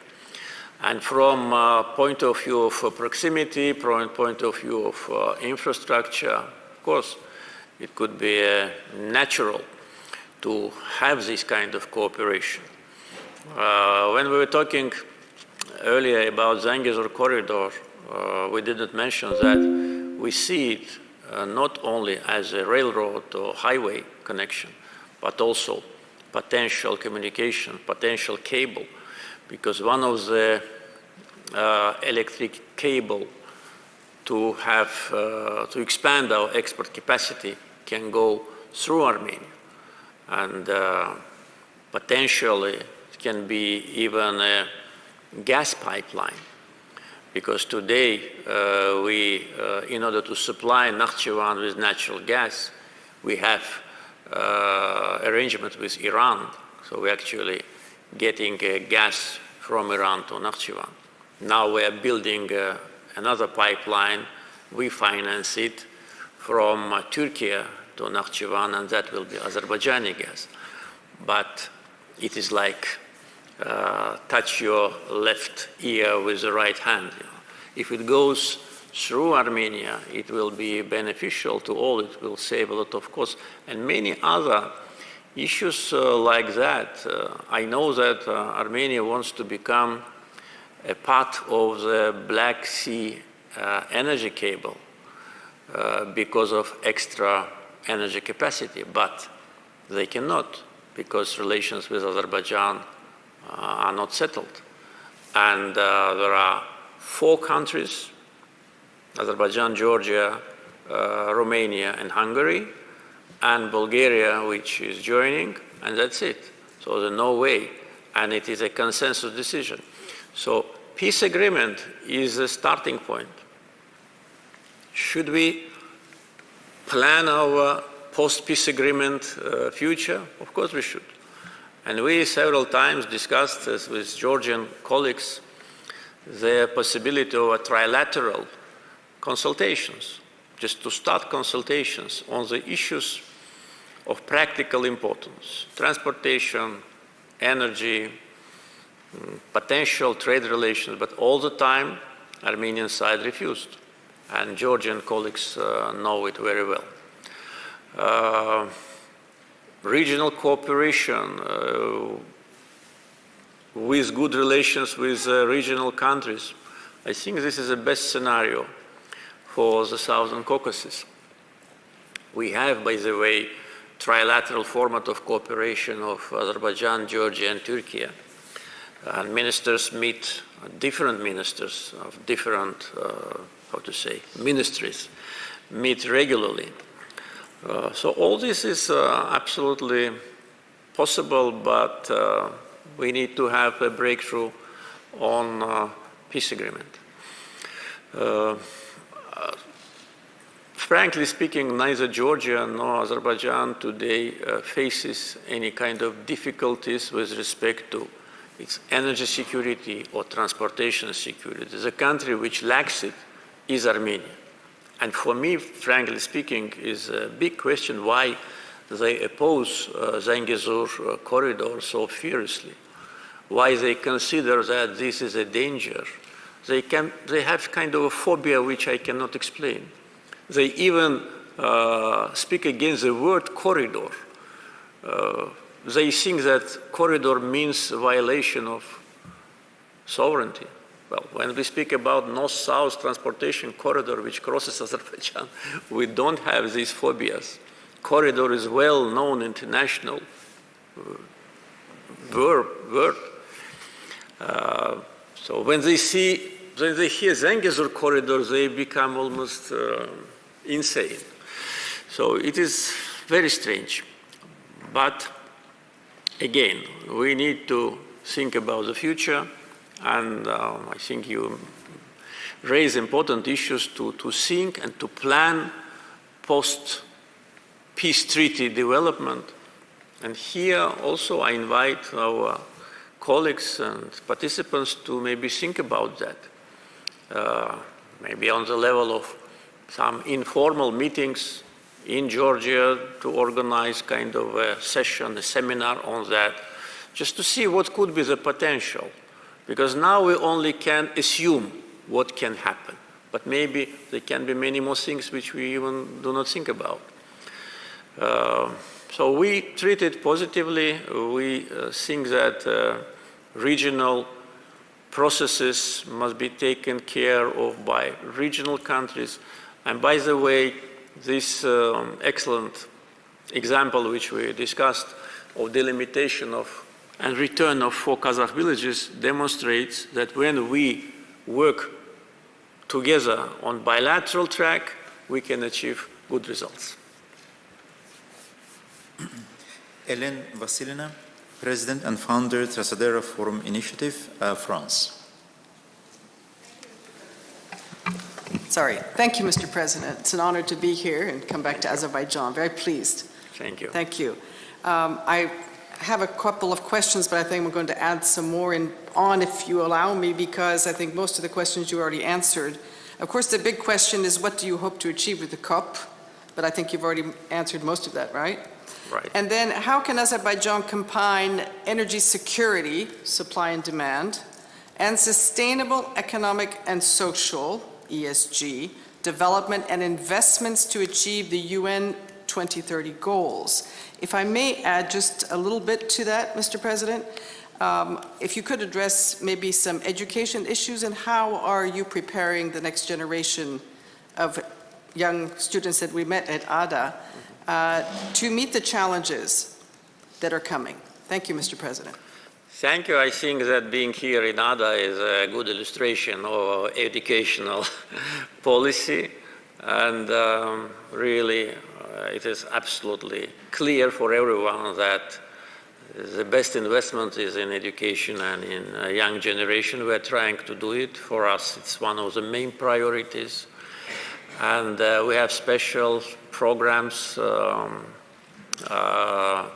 with our international partners, a special presidential program of training of our young generation in the leading international universities. At the same time, high level of education in Azerbaijan also is a priority. So we try to combine both. And now having that presidential program of financing of education abroad, at the same time we mainly concentrate on domestic potential. And probably you know that soon already we will have a separate building for Azerbaijan Italian University, also on the foundation of ADA. Actually, it's already started its activity, but construction is going on. We have Azerbaijan French University here for many years, and also 2 universities from Russian Federation, State University and Medical Academy. With respect to sustainable development and energy, I think our economic performance and social programs clearly demonstrate that We used benefits from oil and gas in order to have a fair distribution, in order to tackle the issues of unemployment and poverty. So when we started our energy cooperation and we started to receive first revenues from oil sales, the level of poverty in Azerbaijan was close to 50%. So every second person was poor, and among the refugees, it was more than 75%. So you can imagine the situation. So now we reduced it to the level of 5%, and the same is with unemployment. Social infrastructure, it's a large-scale construction. Now in Karabakh, but before it was everywhere, modern hospitals, clinics, universities, special program for construction of schools. So social infrastructure was one of the most important. Issues related to employment always are in the center of our attention because our population is growing. So year after year we have tens of thousands of new citizens, and therefore the issues with employment is something which we must always be very attentive and not to be relaxed when we see that unemployment rate is low. But if you don't address the issue of development, it will be difficult, especially now with this fourth industrial revolution, where many specialities and professions will be not needed any longer. So we will face a serious challenge. So we need to prepare our young generation for new jobs which do not exist now but will emerge in 2-3 years. And a special attention we pay to vocational training. We now have a special program of opening of vocational centers all over the country with respect to the kind of climatic conditions or kind of economic development of the regions. For instance, in touristic destinations, we open vocational touristic schools, in other parts, industrial. So it's a combination of elements, but with the main objective, of course, to keep the level of literacy as high as it is today, which is absolute, and to train young generations so they can contribute to the development of the country. I remember when I launched first time the program of sending young people abroad. There was some idea that we need to take a kind of a commitment from them that they will come back. Otherwise, we will spend a lot of money and they will just stay where they study. I said, no. I said, we need to create such a condition in our country that they prefer to come back. So now when I see that absolute majority of those who have been trained in the United States, in Britain, in other European countries, come back. So this is an indicator that we are on the right track. So we need to work even harder so that young generation of Azerbaijan do not leave their country. Because this is one of the problems for many countries in the post-Soviet area, that young generation prefer to leave, and then you just face depopulation. We have growth of population. Some countries have different problem. I don't know which is worse. I think ours is better because the more people you have in the country, the more powerful you are. But you have to provide these people with jobs, with housing, with decent conditions, with healthcare, and that's what we are doing. And absolute majority of the assets we got from oil and gas sales we channeled into social sector. Thank you. Michael Reynolds, Associate Professor, Co-Director, Program in History and Practice of Diplomacy, Princeton University, United States. Thank you again, Mr. President, for taking the time to meet with us. And of course, thank you to ADA University in particular its rector, Ambassador Pashai, for making this possible, as well as our visit tomorrow. As a professor, I'm very gratified to hear that you're giving so much thought to education in Azerbaijan and the future of its youth. And earlier today, we met a number of outstanding Azerbaijani students, and I was quite impressed by the quality of the conversation.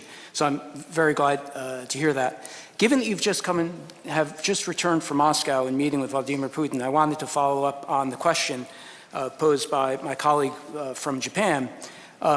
As you know, as we all know, Russia for over 200 years has played a very important role in this region, has been an important power. That now may be changing as it's drawing down its military presence. It's peacekeepers from Azerbaijan, and it seems that it's also drawing down its military presence in Armenia. So one question is, at the same time, there are some other outside powers that perhaps are trying to replace Russia in the region. And I'd be curious to hear more of your thoughts on the future of Russia's role in the South Caucasus, and if you'd like to comment on the role of other outside powers in the South Caucasus, and what do you think might be, how might this play out? What sorts of benefits might it bring to Azerbaijan in the region? What sorts of dangers might those powers bring? Thank you. Thank you. Russia is a neighbor of Azerbaijan and a country with which we have very active cooperation in different areas. And yesterday, during the meeting with President Putin, we broadly discussed these issues, our economic cooperation, particularly in the area of transportation. Of course, a big part is cooperation in humanitarian area. And we have more than 300 Russian schools in Azerbaijan, and people who prefer to study in Russian schools, they choose that. So a lot which we share in common, and of course as a regional, also regional and Caucasian country, because part of the Caucasus is within Russian boundaries. Of course, Russia will never leave this region because it is in this region.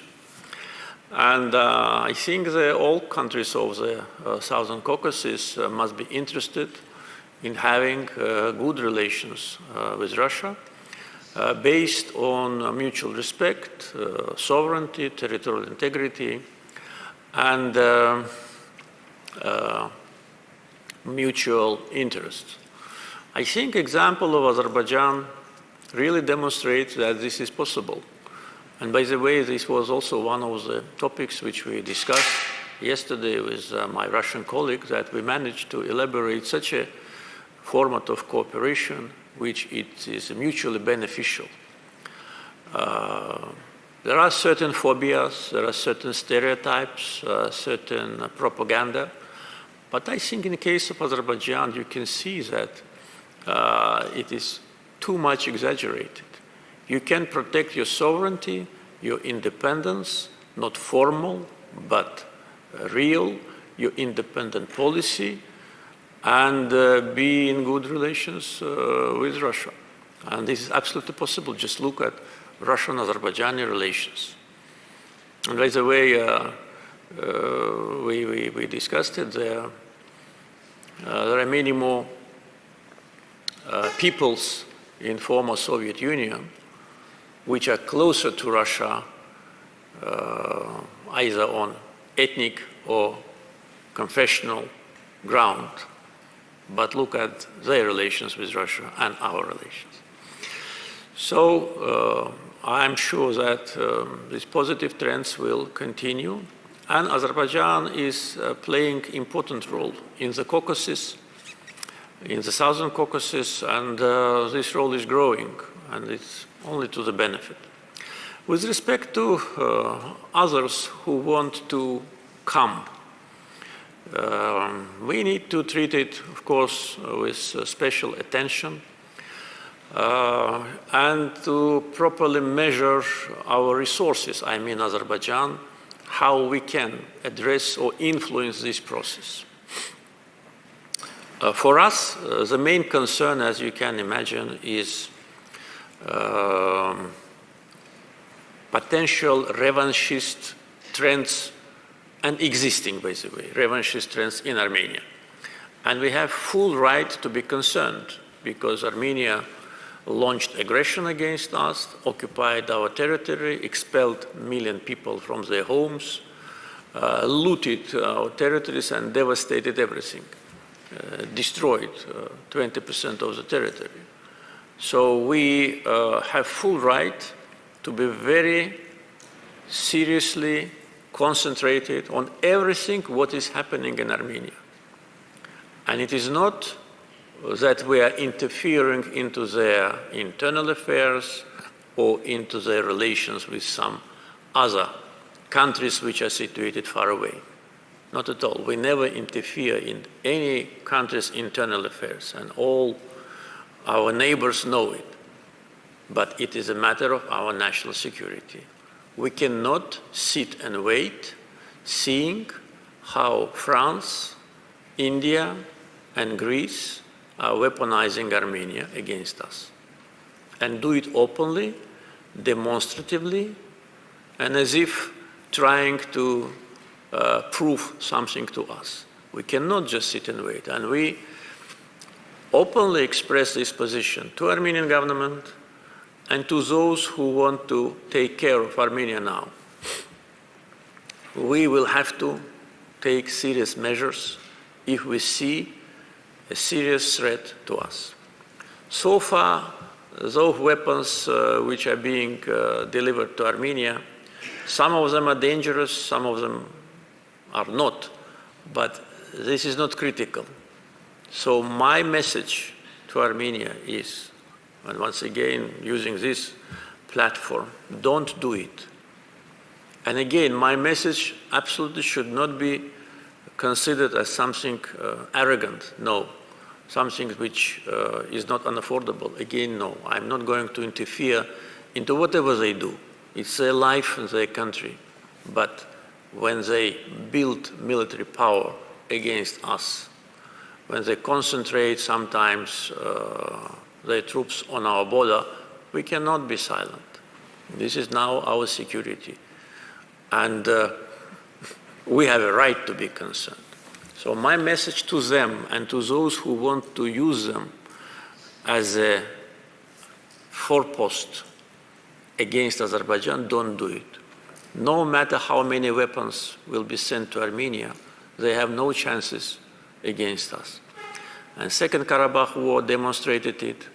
For only 44 days, we climbed the mountains which ordinary people cannot climb just on hiking, you know. And we did it with weapons, with light weapons, and destroyed the army completely. And then several hours of anti-terror operation when we put an end to separatism also demonstrate to them. And we, again, have no bad intentions against Armenia. We don't have any claims to their territory, but they should understand that first, these weapons will not help them. Second, this is dangerous. And my duty is to warn them and also to warn those who is behind them, who is manipulating them, that this is really dangerous and they should listen to what I say because they know that they should listen to what I say. My recommendation is that, and also, apart from that, Armenia can be another candidate for global confrontation. We have, unfortunately, these cases close to our borders. So they can be used for global confrontation between West and Russia. And if it's the best scenario for them, it's for them to decide. But that could be a catastrophe. That could be a catastrophe. And those today who promise them ultimate and continuous support will run away if the first bullet is shot on the border. I'm absolutely sure. And those so-called European peace observers, which are retired military and policemen, who use binocle diplomacy against us and demonstrate, I don't know what they want to demonstrate, they must be grateful to us that we do not respond. I'm sure they will run away if something serious happens. So this is how we see this situation. And again, the way to security and stability in the region goes through Azerbaijan-Armenian normalization. They must learn, I mean Armenia, to be a normal neighbor and to put an end to territorial claims to their neighbors. We see some positive trends, but this is not enough. It is only words, and we know how they can change their mind. In 2019, they were saying that Karabakh is Armenia, and that was a trigger for the war, and now they say Karabakh is Azerbaijan. I don't know, maybe in 5 years' time, when they're supplied with deadly weapons, they will say again Karabakh is Armenia. What should we then do? We cannot wait. So thank you for raising this issue, and I think it was a good opportunity for me to send a message to Yerevan. Thank you, Mr. President. Mr. President, it's more than 2 hours that you spent together with us, and you covered more than 12 questions. 12. And we have quite a substantial number of the questions in our list, but I know that your schedule is quite busy. If you can allow us to take 1 or 2 questions. If the audience is not tired, we can continue. I will try to be short in my answers. Yes. Ilan Shifu, President, Conflict Prevention and Early Warning Center, Romania. Thank you very much, Mr. President, for inviting me here, and also I should congratulate you for having the retreat of the Russian troops quite earlier and not paying at least the fees that some of us paid for seeing them living tens of years after the moment of the occupation. So my question is related to energy security, to the cable that you've already had the opportunity of invoking, that the project with you that we are sharing for clean energy to be sent and shipped to Romania, Hungary, and so on. So actually, as you know, we have another project with the data cable, so a number of projects on the water. And since the wider Black Sea region is quite complicated nowadays, and the security of the underwater infrastructure is also at stake, I would kindly ask you if you can comment on, or if you have ideas how we can improve this part of the security that is also concerning, yes, green energy, moving and transport that, but also the security of the Black Sea region. Thank you. I think that this issue primarily must be addressed by Black Sea countries, because our responsibility probably will end close to the shores of the Black Sea. And if we make analogies with our fossil fuel projects, it was agreed that every country is responsible for their segment of the pipeline. And for instance, in Azerbaijan, we never had any penetration, illegal penetration, or stealing from the pipeline, or any other unpleasant events. So each country, Azerbaijan, Georgia, and Turkey, on their territory, they provided security, and the same is with the Southern Gas Corridor. So now with the green energy cable, I'm sure that Black Sea countries will take care of that. We cannot be helpful because we are not physically present there. But I think that it should not be a subject of kind of attack or intervention or penetration, because it is not against anyone. This cable is just in the interest of all the countries of the Caspian and Caucasus and Black Sea. But again, of course, I'm sure that corresponding countries will take care of that on that part of the Black Sea which belongs to their jurisdiction. Laszlo Vaza, Chief Advisor, Senior Research Fellow, Hungarian Institute of International Affairs. Mr. President, thank you very much to get the opportunity to be here again. Thanks for the organizers. I am very grateful to be here and raise a question. Some of my questions were answered, but I have one left, a short one. How do you see the chances for securing Turkmen natural gas for Europe through Azerbaijan? First of all, if this decision is made, this decision must be made by Turkmenistan. If they decide to build a Trans-Caspian gas pipeline going under the Caspian and then through Azerbaijan to Europe, they will approach us. So far, they did not, and of course, we will not initiate this project because usually the country which is the owner of resources is implementing the project. For instance, when it was Baku-Tbilisi-Ceyhan or Southern Gas Corridor, it was Azerbaijan which initiated and was a kind of a coordinator, and all the host government agreements and agreements with off-takers were negotiated and signed by Azerbaijan. So I do not remember the case when the transit country could be could finance or initiate that. So far, we did not get any messages from Turkmenistan, therefore I cannot comment on that. There are a lot of discussions about that, but my advice is just to evaluate a variety of factors. First, who will pay for that? Second, what will be the non-corporative financing, taking into account what I already said about restrictions of European financial institutions to finance fossil fuel projects? Who will be the recipients of this gas? And what will happen after the gas is delivered to Azerbaijan? Because today, Southern Gas Corridor is fully packed.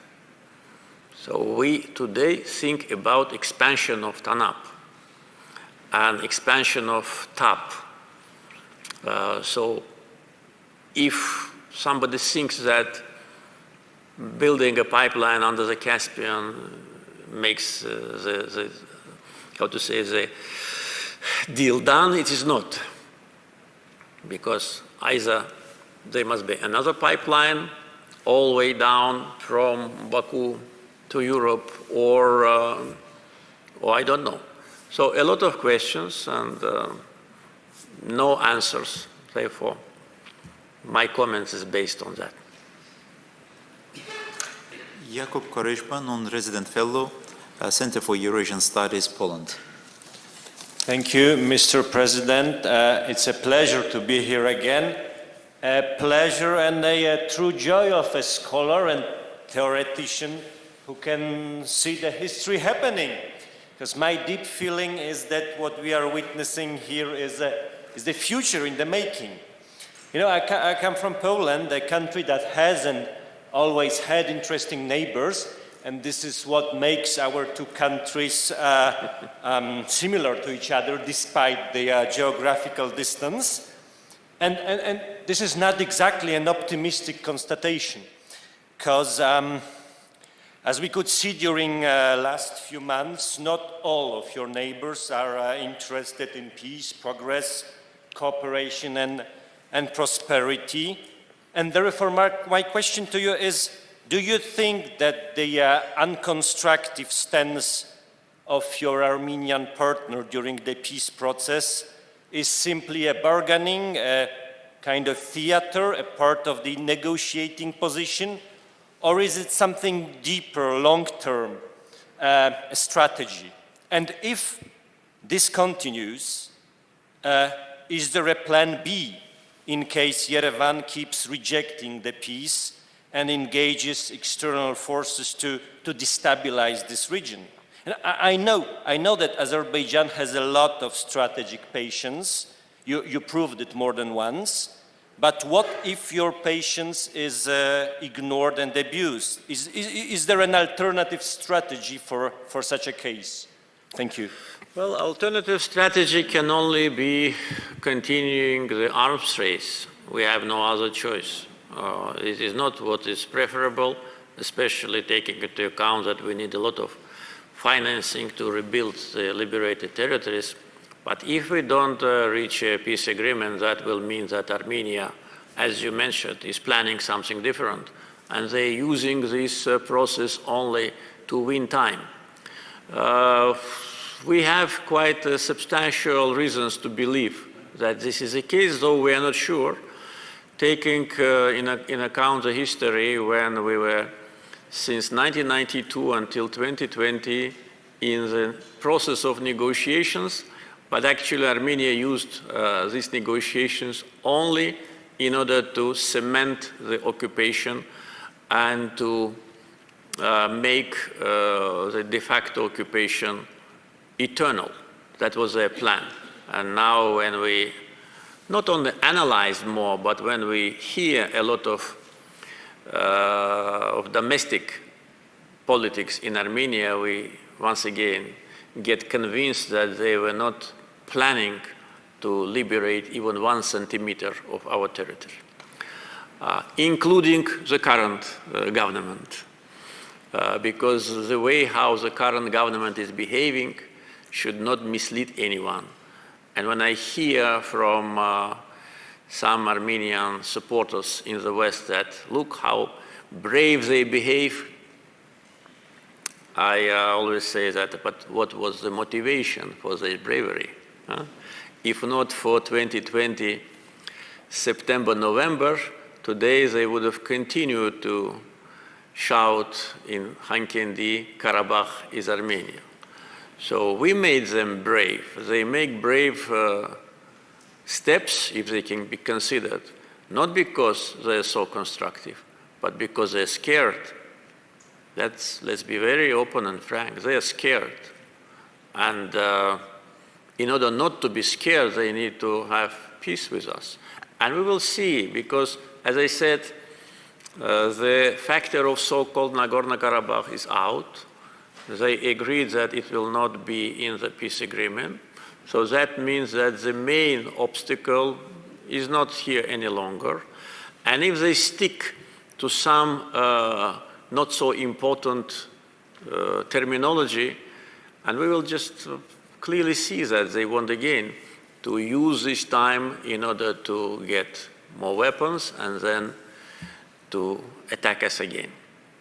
But we will not give them this chance because it's absolutely clear. And once again, I want to say those who try to direct them against us, they're making a big mistake. So we already have a very, very bitter, how to say, experience of almost 30 years of occupation. And we'll plan our future based on a real situation.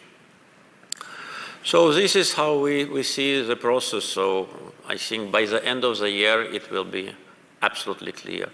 So if the peace agreement is not signed, then, as I said, arms race to be continued.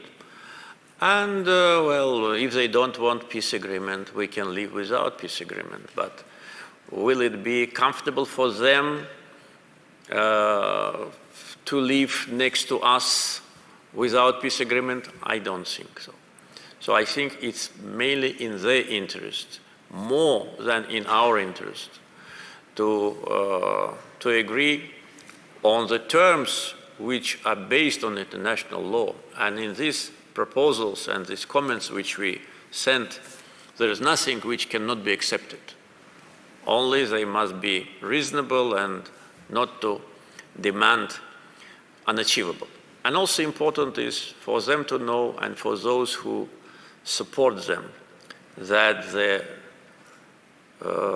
30 years of occupation and the result of the Second Karabakh War should not be ignored, and no one should behave as if that never happened.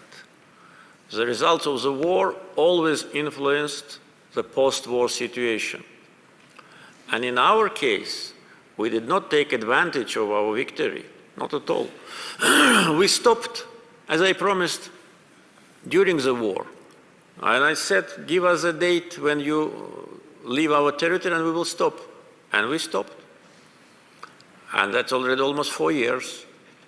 And then in Karabakh, when they started to demonstratively ignore us, when they held so-called presidential elections in Nagorno-Karabakh and elected so-called new president, when a criminal oligarch from Moscow came there and started to behave as if he is a prime minister of a country, and also financing terrorism and also spreading threats to different people, they should have known that we will not tolerate that. And we many times delivered a message to them directly and through Brussels and through other channels, that don't play with fire. We can restore sovereignty anytime and no one will stop us. And that happened. It lasted several hours, not 23. 23 was needed just to finalize the formalities. It lasted several hours, less than 10 hours, and it was done. So that was a lesson to them. Second Karabakh War was a lesson. And again, we did it, and we didn't do anything else. Who could have stopped us then if we had some terrible plans of some people in some Western European capitals try to present? Who could have stopped us then? These retired French policemen on the border, could they stop us? Of course not. We stopped ourselves because we don't want territory of Armenia. We want only to be under our control completely and forever.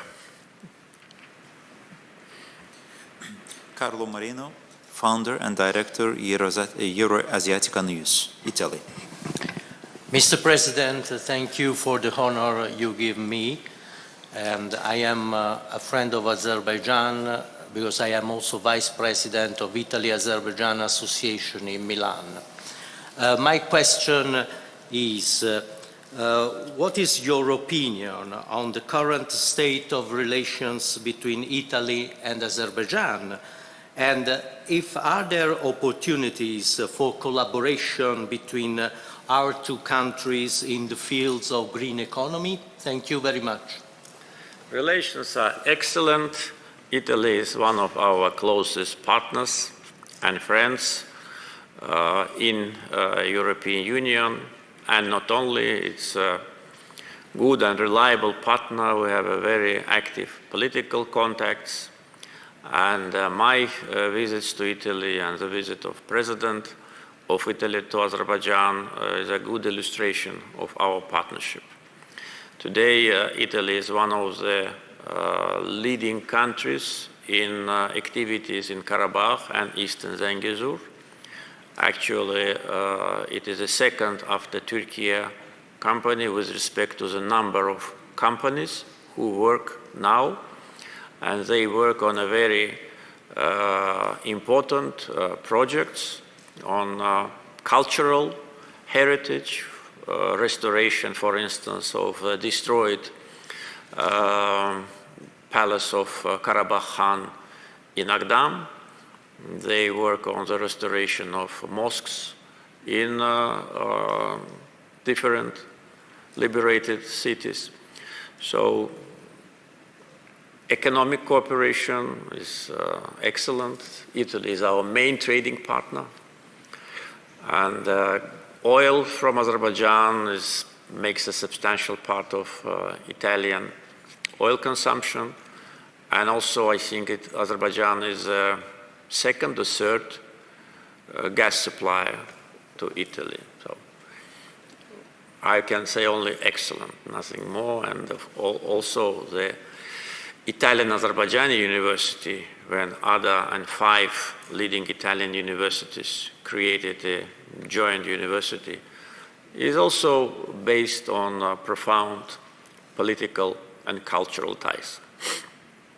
On green energy, we'll be happy to work with Italian companies. So far, we did not start, but the potential is here. And by the way, in the energy area, Italian companies are our main partners.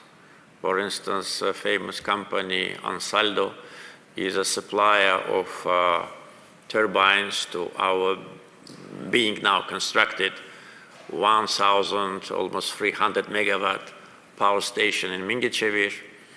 Italian, other companies, Mer Tecnamont was a contractor of the big industrial site and now is also helping us in renovation of our refinery. So it's really very solid foundation and very diverse relations which are growing year after year. And thank you for naming yourself a friend of Azerbaijan. We have many, many friends of Azerbaijan in Italy, and try to ask you to convey my best greetings to all of them. Thank you very much. Ambassador Abdulaziz Al-Hour, Director, Diplomatic Institute of the Ministry of Foreign Affairs of Qatar. Mr. President, thank you very much. Actually, I would like to ask what are the key challenges Azerbaijan is facing in balancing economic development with environmental sustainability, especially that Azerbaijan is a hydrocarbonic economy-based country. I know that you partially answered this question. Maybe you would like to add some other key challenges as well.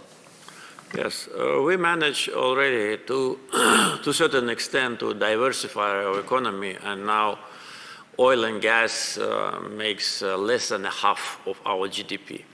But our export is something like 95% is oil and gas. So our main, one of the main objectives is now to diversify our export. It will not be easy because, as I already said, gas production and export will grow. And for other sectors of economy, exports, we need markets. Our problem is that we do not have easy access to European market of EU, because of certain restrictions and quotas, etc. And for us, the main market is the neighboring countries. Primarily Russia is our main market for non-energy goods, and also Turkey. And in order to diversify our export, it's not enough only to produce, we need to have access. But we are working on that. But with respect to other sectors of our economy, we have big hopes with respect to transportation. As I already said, this juncture of corridors will create a lot of economic activity. And also we consider these transportation routes not only as a facilitation and transit, but also an opportunity to build industry en route.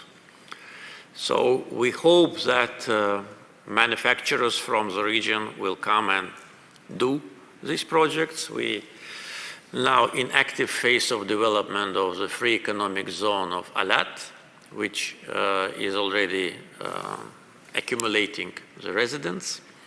So we are trying to do maximum what we can in order to develop other sectors of economy, because digital transformation is one of them. Industrial development is now based on more science-based approach, as I already said, with respect to the employment and fourth industrial revolution. And by the way, Davos World Economic Forum selected Azerbaijan as a regional center for, one of the regional centers for Davos World Economic Forum Fourth Industrial Revolution Center. So this also was a sign of appreciation of what we are doing. Huge potential, as we already discussed, on renewables, with 157 gigawatt of potential of only offshore. And a lot of companies now working with us. And as I said already, we need to strengthen our grid to be able to absorb all that. So I think the future is predictable. Lauren Vinatier, Regional Advisor, Center for Humanitarian Dialogue, Switzerland, France.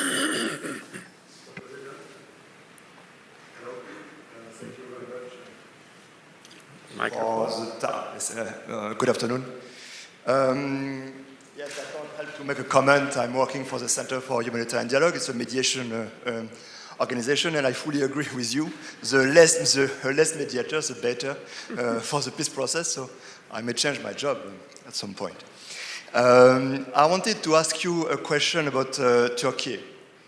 I spent a lot of time in Armenia, and yes, Armenia is deadlocked and paralyzed, I would say, politically.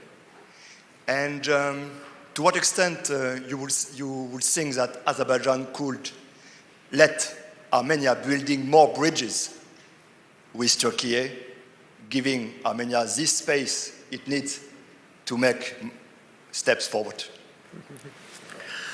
Well, Armenia and Turkey is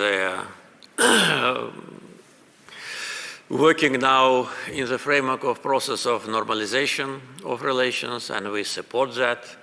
And we publicly stated that we support Turkish-Armenian normalization, and you probably know that Armenia has territorial claims not only to Azerbaijan but also to Turkey, and definitely this issue also must be addressed.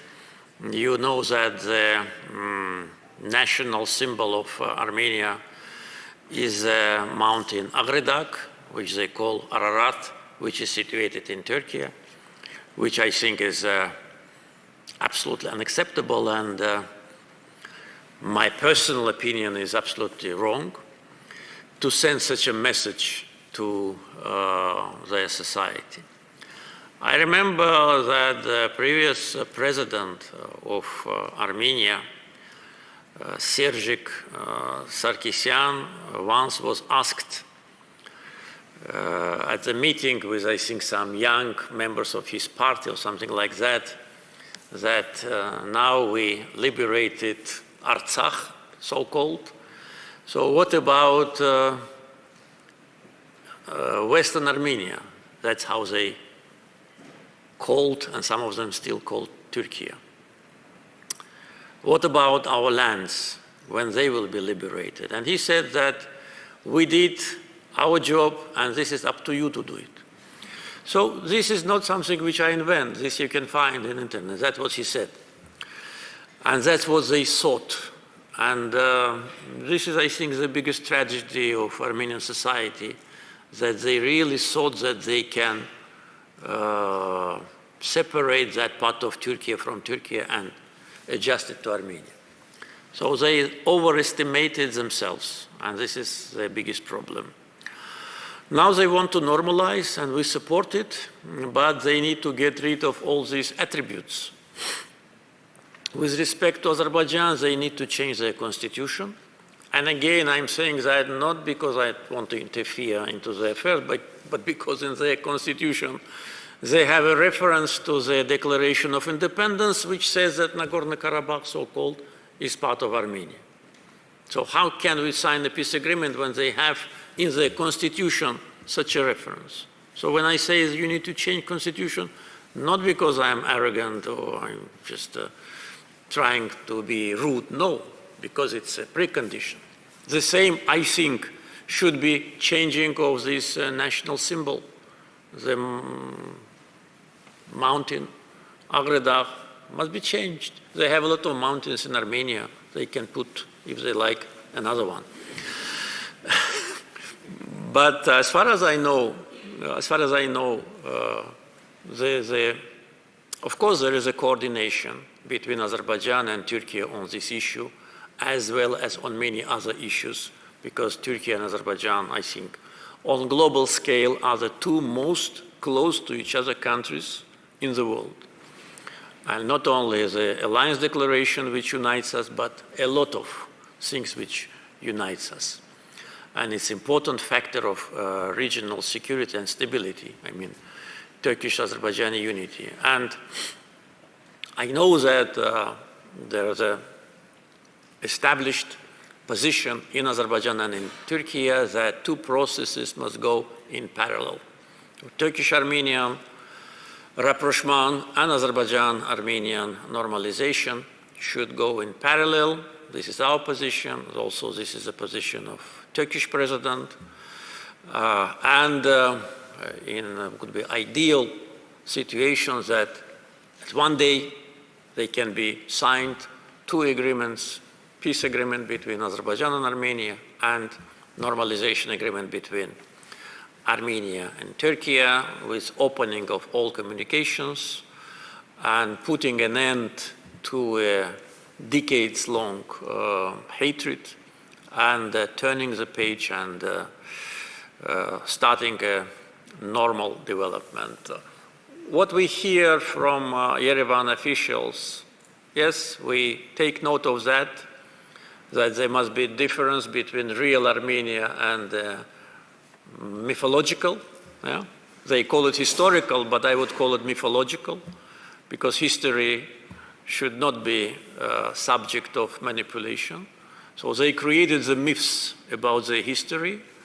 They, how to say, incorporated in the history historical personalities which never had any Armenian ethnic roots.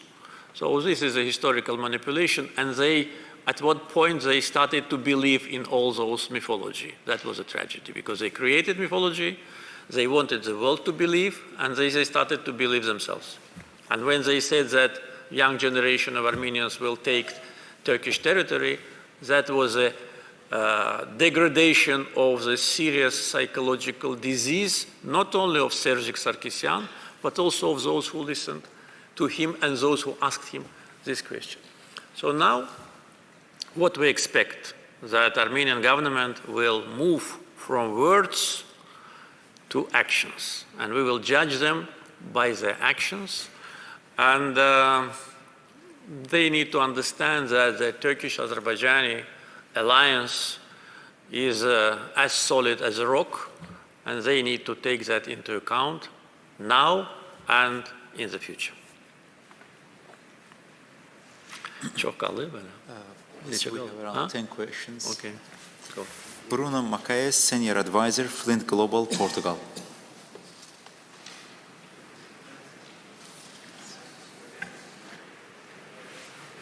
Mr. President, good afternoon. I want to ask about the European Union, which hasn't come up a lot in these conversations, maybe not a good sign for the European Union. You know that we have elections in about a month and a half, a new European Parliament, new Commission, not a new European Commission President, but a new President of the European Council, a new High Representative, maybe new Commissioner positions on defense, and important commissioners on energy. You talked a little bit about your disappointments with the European Union on questions like finance for energy projects and perhaps also trade. I wanted to ask you to put your thoughts on the next 5 years of a strategic relationship with the European Union. What do you expect from them vis-à-vis Azerbaijan? Well, our expectations is based on common sense, on understanding of the policy of European Union and what we can achieve in our bilateral relations. We never put targets which cannot be reached. Therefore, we never put a target to become a member of EU. We clearly understood and understand that this is not realistic, and it will never happen even if we will do everything what they demand. And the example of Turkey is a great illustration to that. Many countries were adopted in the European Union after Turkey became a candidate, but Turkey was not, only because the population of Turkey are Muslims. And let's be very fair, and we always speak very openly, and to say that Turkey do not correspond to some criteria is absolutely groundless. So that was a factor, and we understand it, and we're also Muslims, so they will never accept us. Then why should we insist? Let us elaborate such a mechanism of cooperation which will be mutually acceptable. And I think that we were very close to that. Very close before recently, when we saw that there are a kind of attempts to make a dividing lines in the Southern Caucasus. And that was particularly why we expressed our concern with unprecedented meeting in Brussels of President of European Commission, Secretary of State of the United States, and Armenian Prime Minister. Never in the history of this institution there was a meeting like that with anyone from former Soviet Union. Even with Ukraine and Georgia and Moldova, these kind of meetings didn't happen. But with Armenia, which is a member of Eurasian Union, which is a military ally of Russia, which has Russian military base, Russian border security on their border with Iran, Turkey, and now with Azerbaijan, which is a member of Common Defense Treaty Organization, which is kind of a NATO for this part of the world. And we had legitimate concerns about that, because we had credible information that there was a military component of that meeting, and we still believe that there was. I don't know to what degree it was materialized or not, but it is a serious concern. Plus, we know that the European Union is planning to allocate substantial finance from so-called European Peace Facility. Actually, this is a structure which finances supply of weapons. It is called Peace Facility, but it is not peace, actually. And this is again against us.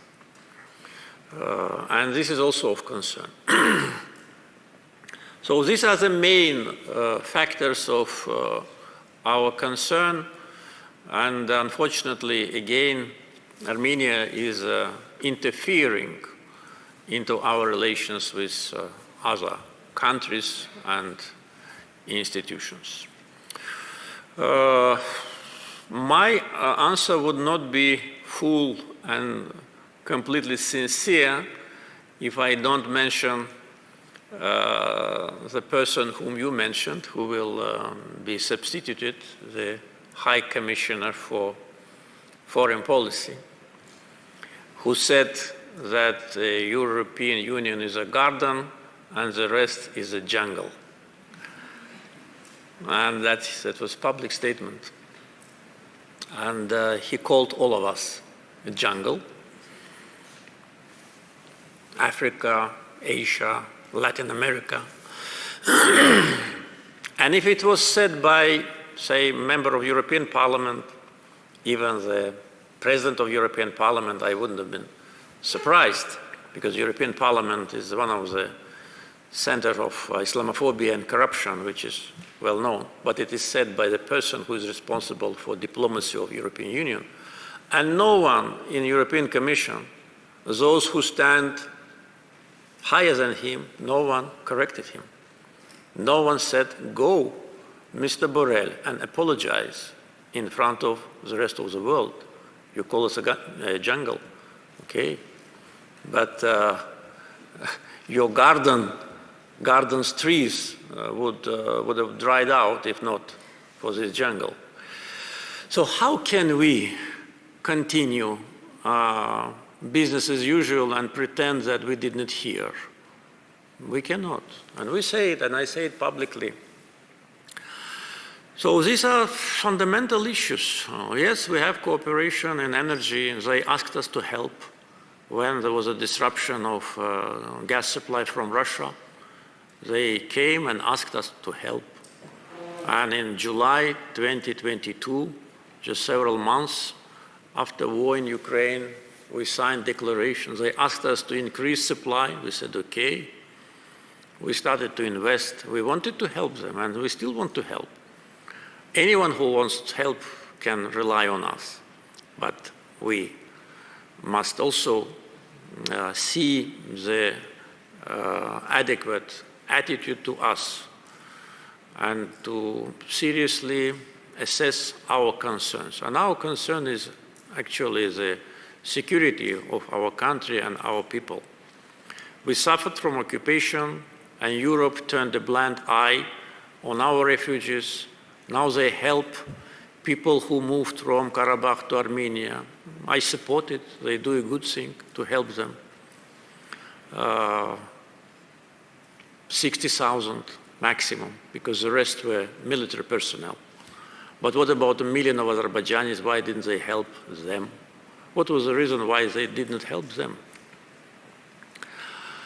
So these are questions which we ask, and we don't have answer. So again, understanding the geopolitics of the region, we should base our steps on not on kind of expectations and perceptions, but on real situation. But at the same time, I think open discussions with all the partners, including European Union, is necessary. If they want to be more active in the Southern Caucasus, they cannot ignore Azerbaijan, the biggest country with respect to territory, population, and economic potential. If they want to ignore Azerbaijan, they will not be in the Southern Caucasus. This is clear. We are ready for cooperation, but based on mutual respect and mutual interest. That would be my answer. Klaus Lares, Professor, Wilson Center, United States. Thank you very much for your many exhaustive remarks. It's certainly most interesting to be here. Perhaps towards the end of the afternoon, it would be interesting to hear your views on how the Ukraine war can be resolved. The war is dragging on without any end in sight, as far as I can see. China is contributing to Russia's economy and also to its war effort. Then the US House of Congress has just passed a huge aid bill for Ukraine. And there's serious concern in Europe, as far as I understand, that if Ukraine is defeated, Putin will go further into the Baltic states, into Poland. How can the situation, which seems to be escalating, which doesn't seem to get better, how can the situation be resolved? What can Azerbaijan do? And also, maybe out of curiosity, you talked to Mr. Putin last night. Was the Ukraine war and a resolution to the war mentioned? Were any good suggestions made? Thank you. No, yesterday we discussed only our bilateral issues and issues related to situation in the Southern Caucasus. I don't know how Russian-Ukrainian war can end. If somebody knows, probably should be nominated to the Nobel Peace Prize. I don't think that anybody knows now how it can end, but, or maybe I put it this way, when it can end, because sooner or later the wars stop. I can tell from our experience, just if it's interesting that when we signed the ceasefire agreement in May 1994, the war actually did not stop.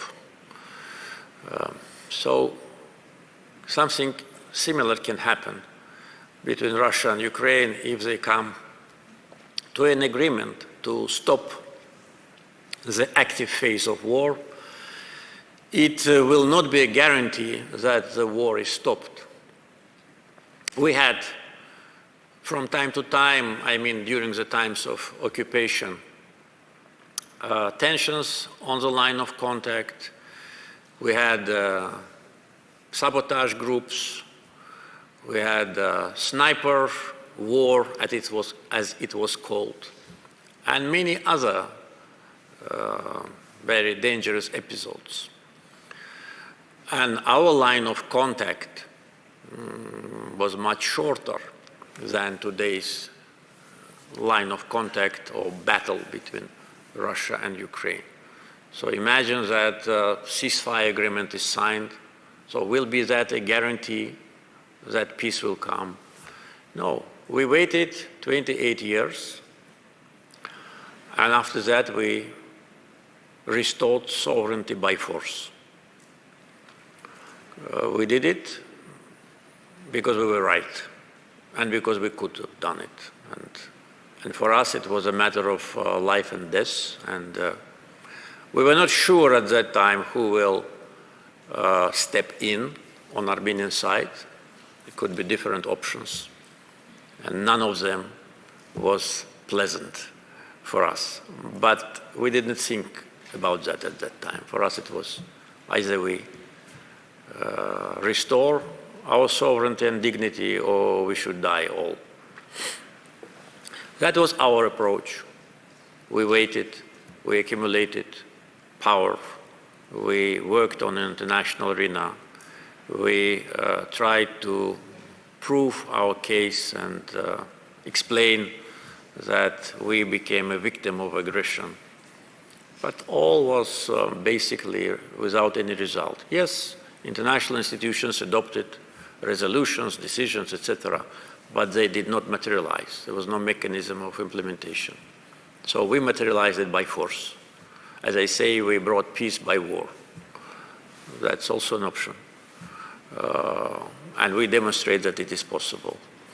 So I don't have a practical answer, as I said. I think no one knows when it will stop. But even if it stops, it's not a guarantee that there'll be no recidives. What Azerbaijan can do?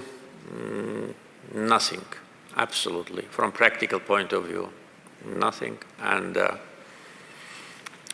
we provided humanitarian and financial assistance to Ukraine, worth more than 30 million euros. We are doing reconstruction in the city of Irpin, where there is a big Azerbaijani diaspora and many social infrastructure is being restored by Azerbaijan. Nothing more. We do not supply weapons to Ukraine, though we've been asked, but we cannot. And we say it openly and publicly, and we will not. Humanitarian assistance, yes. Weapons, no. So this is my answer, and of course it's a big tragedy for two peoples who are very close to each other from ethnic point of view, from religious point of view. It's a big tragedy. And was there a chance to avoid the war? I think yes. Was there a chance for Ukrainian leaders in previous years to build normal relations with Russia? I'm absolutely sure that yes. I was just speaking about Russian-Azerbaijani relations. We are neighbors. We built strong partnership relations. We respect each other's sovereignty. We do not interfere into each other's affairs. Couldn't it have been possible between Russia and Ukraine? Of course. Russia and Ukraine are two very close peoples. Why did it happen? Who is to blame? I have my opinion, but I will keep it for myself. But I think the chance was missed in the beginning of 2000. The chance for Ukraine to build a strong state was missed. That's my personal opinion based on my experience and my knowledge. I knew and worked with all Ukrainian presidents except the first one. I'm in this chair since 2003. And when I say something, I say it because I know and I experienced, and not somebody told me something. I witnessed many episodes in Russian-Ukrainian relations. Tense, friendly, hostile, but never like what we see today, never. So this is unfortunately the tragedy situation, and people are dying every day. So must be stopped. Who can stop it? I don't know. Tried to be very open, maximum as I could afford to disclose some episodes from my memory.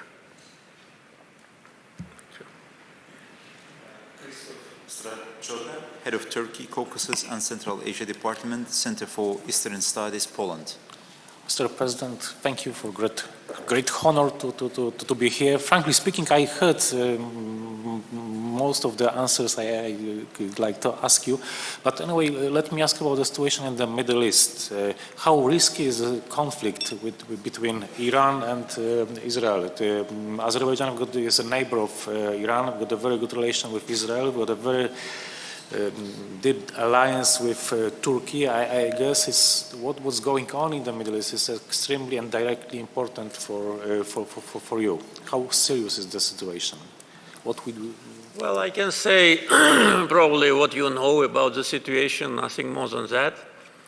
With respect to, of course, the neighborhood, yes, this is our geography, and we are used to live in this geography.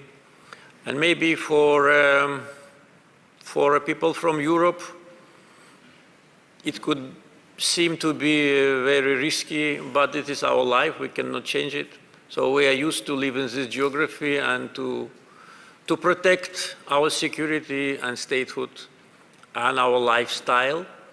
I said many times in different audiences that in Azerbaijan we do not have serious, or actually not any serious potential risk. All the potential risks which we may face may come from abroad.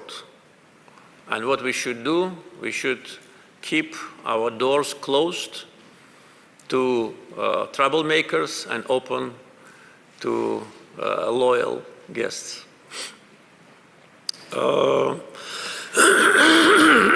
But what we can observe is that both countries are not interested in escalation, and this is a good sign. Maybe this kind of mutual attacks maybe was necessary for both sides to understand that they should refrain from these provocative steps, and I think they demonstrated high level of wisdom in order to stop. And I think that even without advices from other sources, they would have stopped, because none of them is interested in that. It will be another devastating confrontation which neither these countries nor the peoples of these countries nor the world can afford. So do we feel some concern? Well, not more than daily, which we used to. We live in this geography where things happen, where wars always was a way how to treat your neighbor. The Caucasus, unfortunately, whether it's south or north, for centuries was an arena for wars and bloodshed. What can we do, including Azerbaijan? And so we put an end to war. By war, we have now recession, I would say. How long it will last, nobody knows. It not only depends on us. If it depends on us, it will be lasting forever. And but it does not depend only on us. Caucasus now, this part of Caucasus, I mean Southern Caucasus, becomes more and more attractive for many countries, and Of course, location important, natural resources are important. Neighborhood is important. Azerbaijan is the only country which borders Russia and Iran. No other country has this border with both of these countries. This is our life, we live it with dignity and with maximum commitment to our independence. And I think today's Azerbaijan is a good illustration that it is possible, and geography and difficulty should not be used as a pretext for complaints. You know, our geography is different from European, but this is our life, and we must live like independent country and achieve success in order to demonstrate to people of Azerbaijan that our choice and our lifestyle is the best in the region. That's what we are trying to do. Nasir Obeydat, President, University of Jordan. Thank you, Mr. President, for this comprehensive discussion. Again, most of my questions were answered, but still I will ask another question based on your experience with Armenia, and you have the feeling of occupation. What do you think about the suffering of people in Gaza? Can you do something? I know that you have good relation with King Abdullah II from Jordan, because here we are talking about the human factor and suffering of people, not only killing, but people they don't have food to eat, and etc. So I want to hear from you about this. Thank you. Yes, our feelings are absolutely clear. What all the people who watch this tragedy, we feel the same. We feel big sympathy with innocent victims, with families who lost their beloved ones. We feel sorrow when we see how children die. Our feelings are absolutely common to every normal person. What we can do, again, I already tried to answer this with respect to Russian-Ukrainian war, not much. We are not part of the region, and if regional countries cannot do anything, then what Azerbaijan can do? Neighboring countries, unfortunately also, they cannot do anything. So this issue, unfortunately, leads to unprecedented tragedy and actually unprecedented level of injustice. That's what I feel. But we live in the real world. We don't live in the world which is based on papers. We had paper for 28 years, the most valuable in the world, which was a resolution of UN Security Council. So what? Who cared about that? Even those who adopted those resolutions demanding Armenia to withdraw its troops, they themselves did not do anything in order to implement them. And what should be done with these resolutions? Cover ourselves with these resolutions? No. We took a rifle and went to die. That's what we did. Is it my recommendation forever? No. I'm speaking for myself as a president and commander-in-chief, and on behalf of 10 million Azerbaijanis who feel the same and share the same, and during the times of occupation and during the war and during the post-war situation. And we celebrate now already in our soil, we celebrated for 4 years. This is the bitter truth of real politics and must be taken into account. Solidarity, okay. Does it work? No.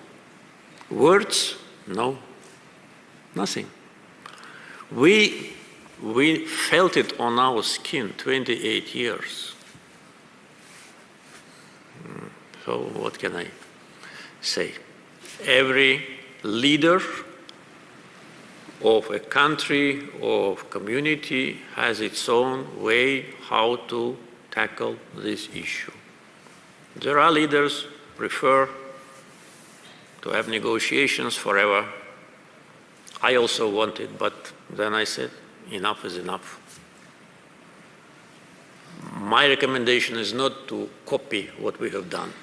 I just want to share with you. You asked what I feel, I told you, and how I see the situation. I don't want to say something which I don't believe in, saying that unity, solidarity. No. It's iron fist only. Demir yumruq.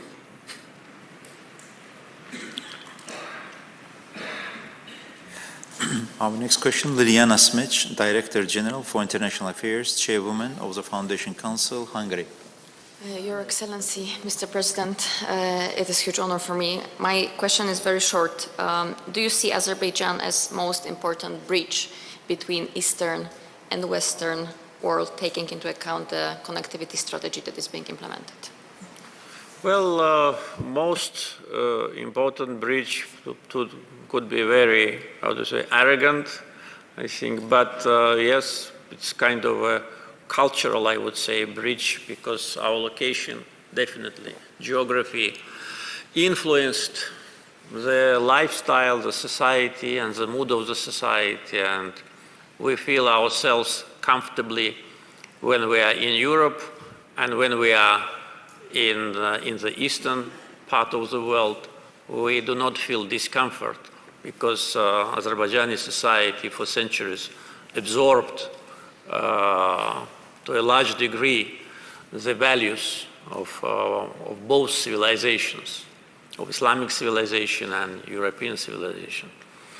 So definitely this location dictates us to be proactive on transportation, because if we did not use this location, no one would forgive us. And we started to invest and build, and as I said, it was not enough only to build railroads or ports. We need to build bridges between countries. And I was saying many times, every country which wants to be a transit country, and now we see that the number of those who want to be transit countries is growing, first must build bridges between the countries. Because if you don't have good relations with your neighbor, immediate neighbor, and the neighbor of your neighbor, you will never be a transit country. They will bypass you. They will avoid you. So our strong relations with countries on the eastern shore of the Caspian Sea, Central Asia, on one hand, Georgia, Turkey, and many European countries on the other hand, Russia and Iran on north and south. This is the reason why we talk about connectivity and this juncture north-south, east-west. If we had problems with only one of these neighbors, it would not work. And would it make our life better? Of course not. As I said, we must protect ourselves from external potential risks, and that will be a guarantee for our success, because internally, as I said, we don't have points of concern. Now geopolitical situation after Russian-Ukrainian war changed so that our geography is needed more than ever before. We were talking about north-south transportation route. This project is being discussed for more than 20 years. And as I said, in Azerbaijan, we have a railroad which can send 6-7 million tons. Now, it is needed for our neighbors to have 15, maybe 30 million potential of this road. The same Russian-Ukrainian war led to problems on the transit through Belarus and Poland, and middle corridor again was more demanded as never before. Situation will change, of course, will change, and nothing is eternal. But we, with our connectivity projects, should not try to take advantage of this situative change. We must create such a platform with tariffs, with digital transportation system, with predictable, cooperation, so that this road is used even after all these sanctions and blocks are lifted. So that's what we are trying to do. Ne kadar kaldı? 5. Kırsheven Antun. Belki yorulup audience'ı. Yok, ben yok. Kırsheven Antun Dumovic, Senior Associate, Institute for Development and International Relations, Croatia.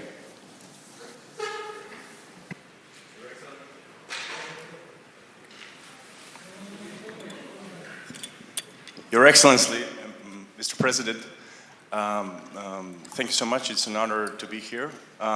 While you were speaking, I was recalling the history that we have in Croatia. We have so much in common.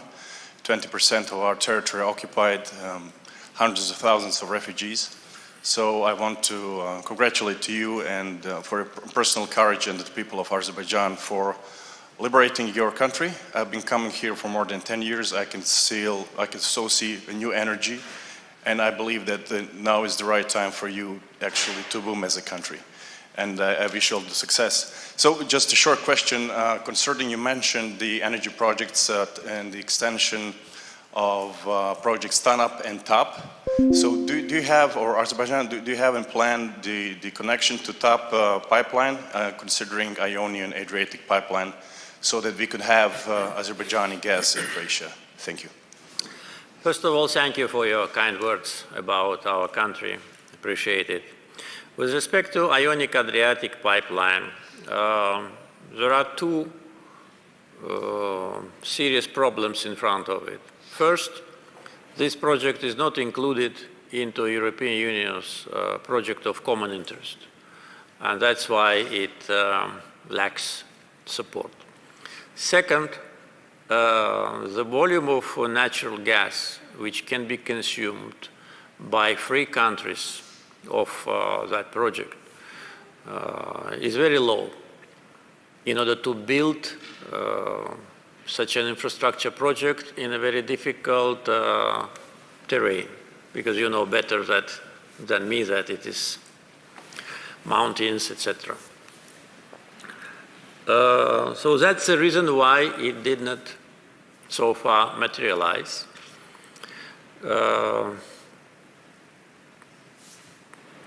Is there alternative? Yes, there is alternative, and we are working on that.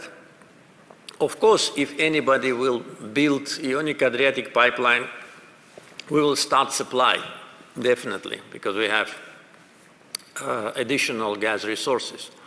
But if not, access to Croatia and from Croatia to your neighbors in Bosnia-Herzegovina and Montenegro can be achieved through Hungary, because we already started gas supply to Hungary, I think, several months ago.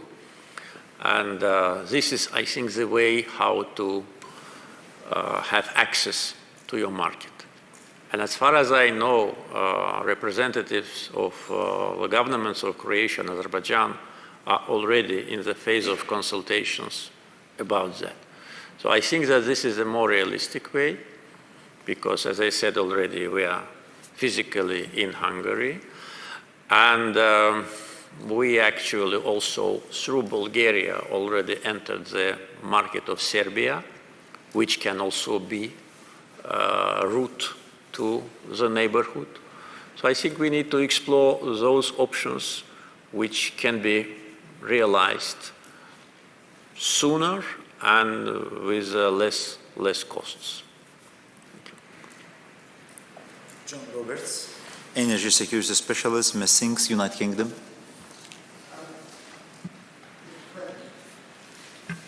Thank you very much for having us here today, and your efforts on the peace process must be extraordinarily difficult to know just how you and the Armenians are going to reach a settlement. So therefore it's very encouraging to hear that you think that you're going to manage to do that relatively soon.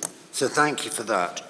Question I want to ask is actually about COP and the energy transition. And it's a simple one. What do you think the relative importance is between renewables on the one hand and fossil fuels, particularly natural gas, in the pursuit of Azerbaijan's own energy transition? I think I already touched upon this issue about the proper balance between fossil fuel and renewables, and Azerbaijan, I think, is a good example of that, because having a huge deposits of natural gas, which will be enough for us for at least 100 years to supply ourselves and the markets, we at the same time attracted investments for renewables. It was just I have to say, a gift for us that we have sun and wind, and as inhabitants of Baku sometimes complain about the wind because it blows day and night, something like 300 days a year, but now it will bring not only fresh air from the Caspian Sea, but also clean energy. So I think that in several years we will demonstrate what I say on the ground, because I already mentioned about the projects which are already in the pipeline and more to come, and will be among the leading countries with respect to transition from fossil fuel to green energy. We plan to supply our electricity demand with renewables and to have natural gas mainly for export for those who need it. Thank you. Rachel Rudolph, Assistant Professor of Social Science, Researcher, Beijing Institute of Technology, United States. Hi, Mr. President. I'm glad to be here again for a second time. I want to ask a very specific question. Building on what Professor Chiang had mentioned with respect to Azerbaijan-China relations, I'm interested in, more specifically, electronic vehicle development in Azerbaijan. And I know that that was a conversation that was just discussed last month. So when talking about the development of Azerbaijan's indigenous EV market, what role do you see China playing in that specifically? Thank you. Thank you. We consider China as our main partner in this process. We held very productive negotiations with several Chinese companies, and I think the decision has already been made in favor of BYD, which will start soon manufacturing of electrical buses, and not only. Also, I think the contract either signed or soon will be signed in order to purchase substantial number of electric buses from BYD as a first step in our cooperation. And also, I think, as far as I remember, there is also a guaranteed number of electric buses which our state will purchase from manufacturing in Azerbaijan. So our plans with respect to electric vehicles was not only to buy them, but to create a manufacturing here, because we already have several factories which assemble vehicles from different producers. We will need probably hundreds of buses, but also taking into account that BYD also is very famous in different types of electric vehicles. I think for the market, it will also be a big advantage. So it's already done deal. I am not sure about the formalities, but decision has been made. So we're looking forward to, receive the first buses probably before COP, and that will be another, I think, good demonstration to the international community about our agenda. Wojciech Gorecki, Senior Fellow, Center for Eastern Studies, Poland. Çok sağ olun, Janaab President. Thank you. I have one question on the perspectives of reopening of land borders of Azerbaijan, which is of great importance in terms of tourism, in terms of existing Azerbaijani community in Georgia, and I mean especially land border with Georgia. Thank you.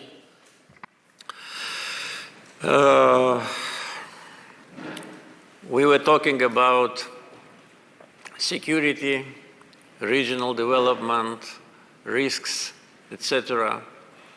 And we see around us different areas of instability. Keeping the land border closed, decision was made because of COVID.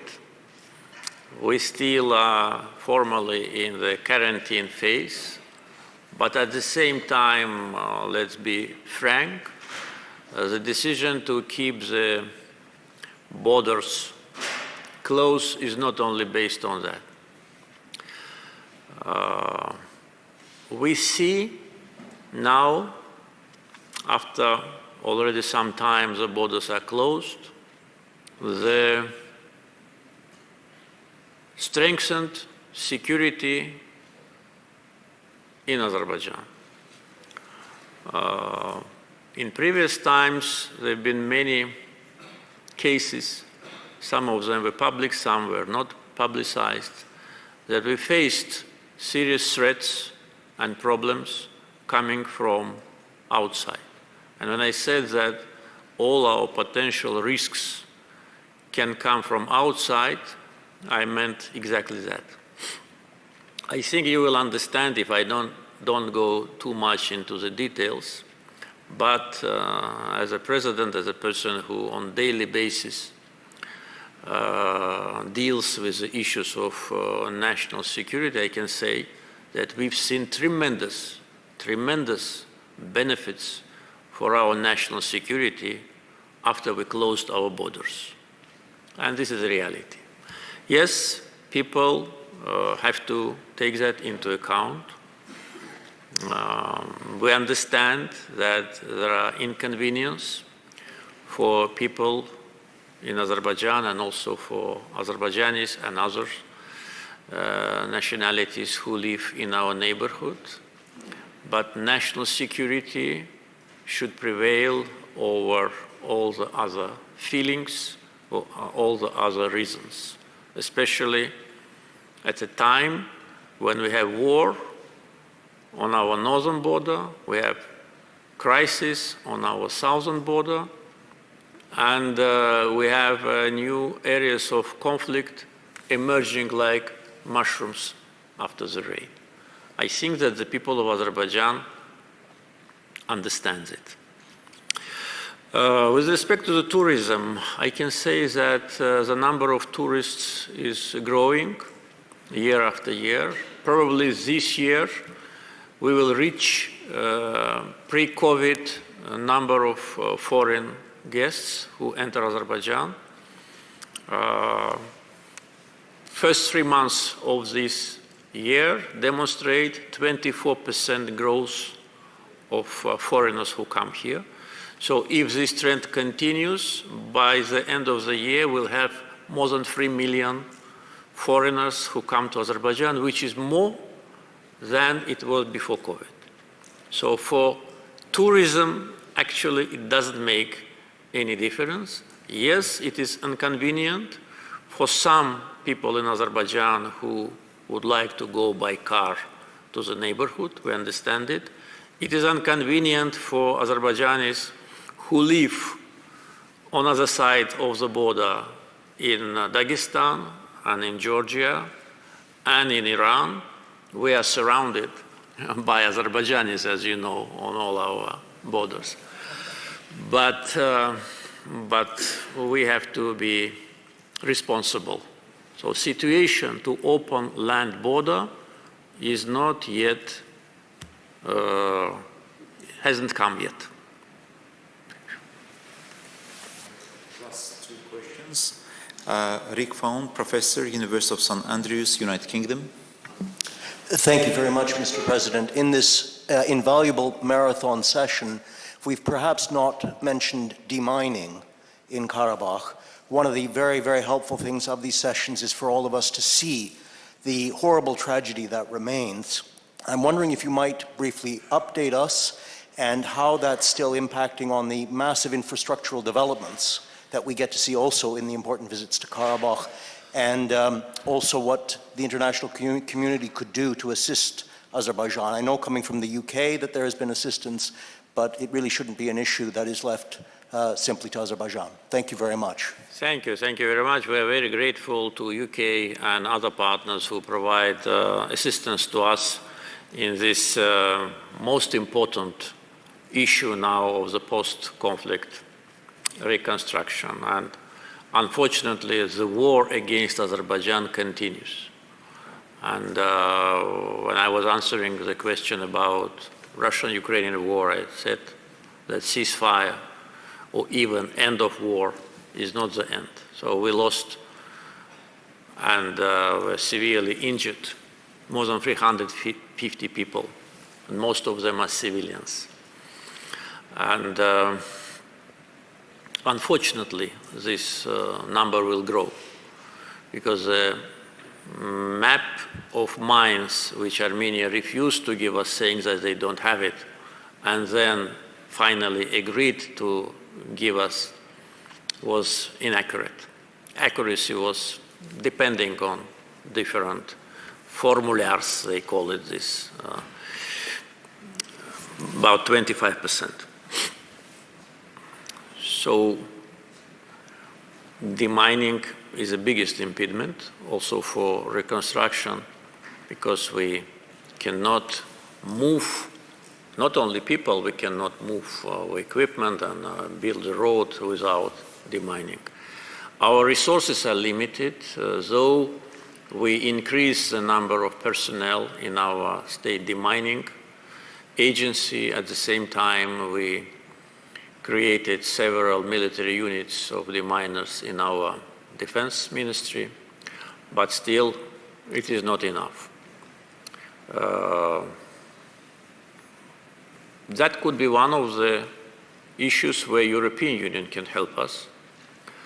And we raised this issue and even said that if you don't want to give the money, no, you give the money to the company who will come and demine if you want to help. And actually that could be fair, because they already announced that they have a huge package for Armenia. It was announced like $2.6 billion US dollars, though Armenian territory was not a subject of occupation and devastation. But when it comes to Azerbaijan, unfortunately, we see different approach. So we would be grateful to any country or company, and also if some NGOs, some donor organizations could help us. We need more trained personnel. We need more people. And of course, if financial support is given, we will be very grateful. If not, well, we'll continue like that. Every year we allocate from our budget about 60, 70 million US dollars for our agency for demining. It is not enough, and we do not increase it, not because we don't have the money, just because we don't have the means and we don't have trained people, because you cannot send a person from the street and to this dangerous job. It must be well prepared. So thank you for raising this issue. Our last question, Kamran Bukhari, Director, Eurasian Security and Prosperity New Line Institute, United States. Thank you very much, Mr. President, Your Excellency. It's an honor to be here. I really enjoyed your candidness and the insights that you so generously shared with everybody. I really mean it. And congratulations on everything that your country has achieved, from the liberation of your territory all the way to COP29, and best wishes for the future. You have touched upon the question that I wanted to ask, but I will ask it a bit differently. So we have been talking about risk, and we've been talking about connectivity.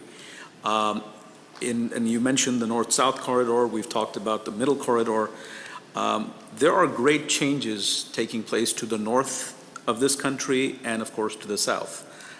There is the conflict that you have explained that you don't expect between Iran and its adversaries to get out of hand. But Iran is also going through change internally. Likewise, you mentioned that you don't know when, and none of us can foretell when the war in Ukraine will end. But the implications, the longer it goes on, the implications become more and more grave. How do you see this strategic environment affecting your country's ability to navigate towards the future and to achieve the goals that you've set for yourself? Thank you. Well, actually, I think the best way how to navigate in this difficult environment, even without this war situation in the region, is as it is. I think the main remedy and the main recipe could be to be fair and to be straightforward. We managed to establish good relations and sometimes excellent relations with our neighbors, I think mainly because of that, because they can trust us and they know that there will be no surprise from us. With respect to Ukraine, our support to Ukraine's territorial integrity was articulated many times, and this is our position, which we do not hide, regardless the audience where we speak. At the same time, our friendly and strategic partnership relations with Russia did not suffer and should not suffer because of this war. And this is a position of our government, which is based on our national interest. I am responsible for Azerbaijan's security, safety, development, and stability. And whatever is necessary for that, I'm doing, based on principles. So never we did something which we did not consider was right or legitimate or, to say, perfect from a point of view of international law. Because if you yourself violate the rules which you want others not to violate, then it's just the beginning of the road to the desert, without water. The same with other neighbors. Already was mentioned about our good relations with Israel. Yes, good, and we consider each other friends. And that should not be a factor which interferes into our relations, say, with Iran or with Palestine. Our position is absolutely straightforward. And again, based on international law, we fully support the aspirations of Palestinian people to have their state We were co-sponsor in many cases in different institutions, including Islamic cooperation organizations. So one should not exclude another. You must be fair. You must base your steps and statements on international law, and you should do everything in national interest and nothing against national interests. There have been cases in the region where foreign actors were moving the figures on the chessboard of the country. And what results it brought to? Tragedy. Foreign actors have their own national interest, and they not necessarily coincide with yours. If they coincide, good. If they don't, we say no. We never joined any adventure which could create potential threat to Azerbaijan. And always were fair in our relations with Iran, with Russia, with Georgia, with Europe, with our brothers in Turkey. And this is the reason why we achieve success. So nobody expects us to do something which we do not want. And this is already established format of cooperation. And also important is that we never do anything against anyone without any motivation. Yes, now we face unjustified attacks on Azerbaijan from some countries. We do respond. These countries actually launched a Cold War against Azerbaijan. We said, okay, we accept this, and we do the same. And we do exactly the same and do not cross the red lines and do not burn the last bridge. But we will respond, but we will never start first. And the same was with Armenia. We did not attack them, we did not occupy them, we did not expel them. It was them who did it, and they got the response, yes, in 28 years, but anyway. So if I continue my, continue to share with you my ideas on that, probably we'll need another 4 hours. So probably I stopped now, and I think it's enough already what I said. And thank you very much for your patience.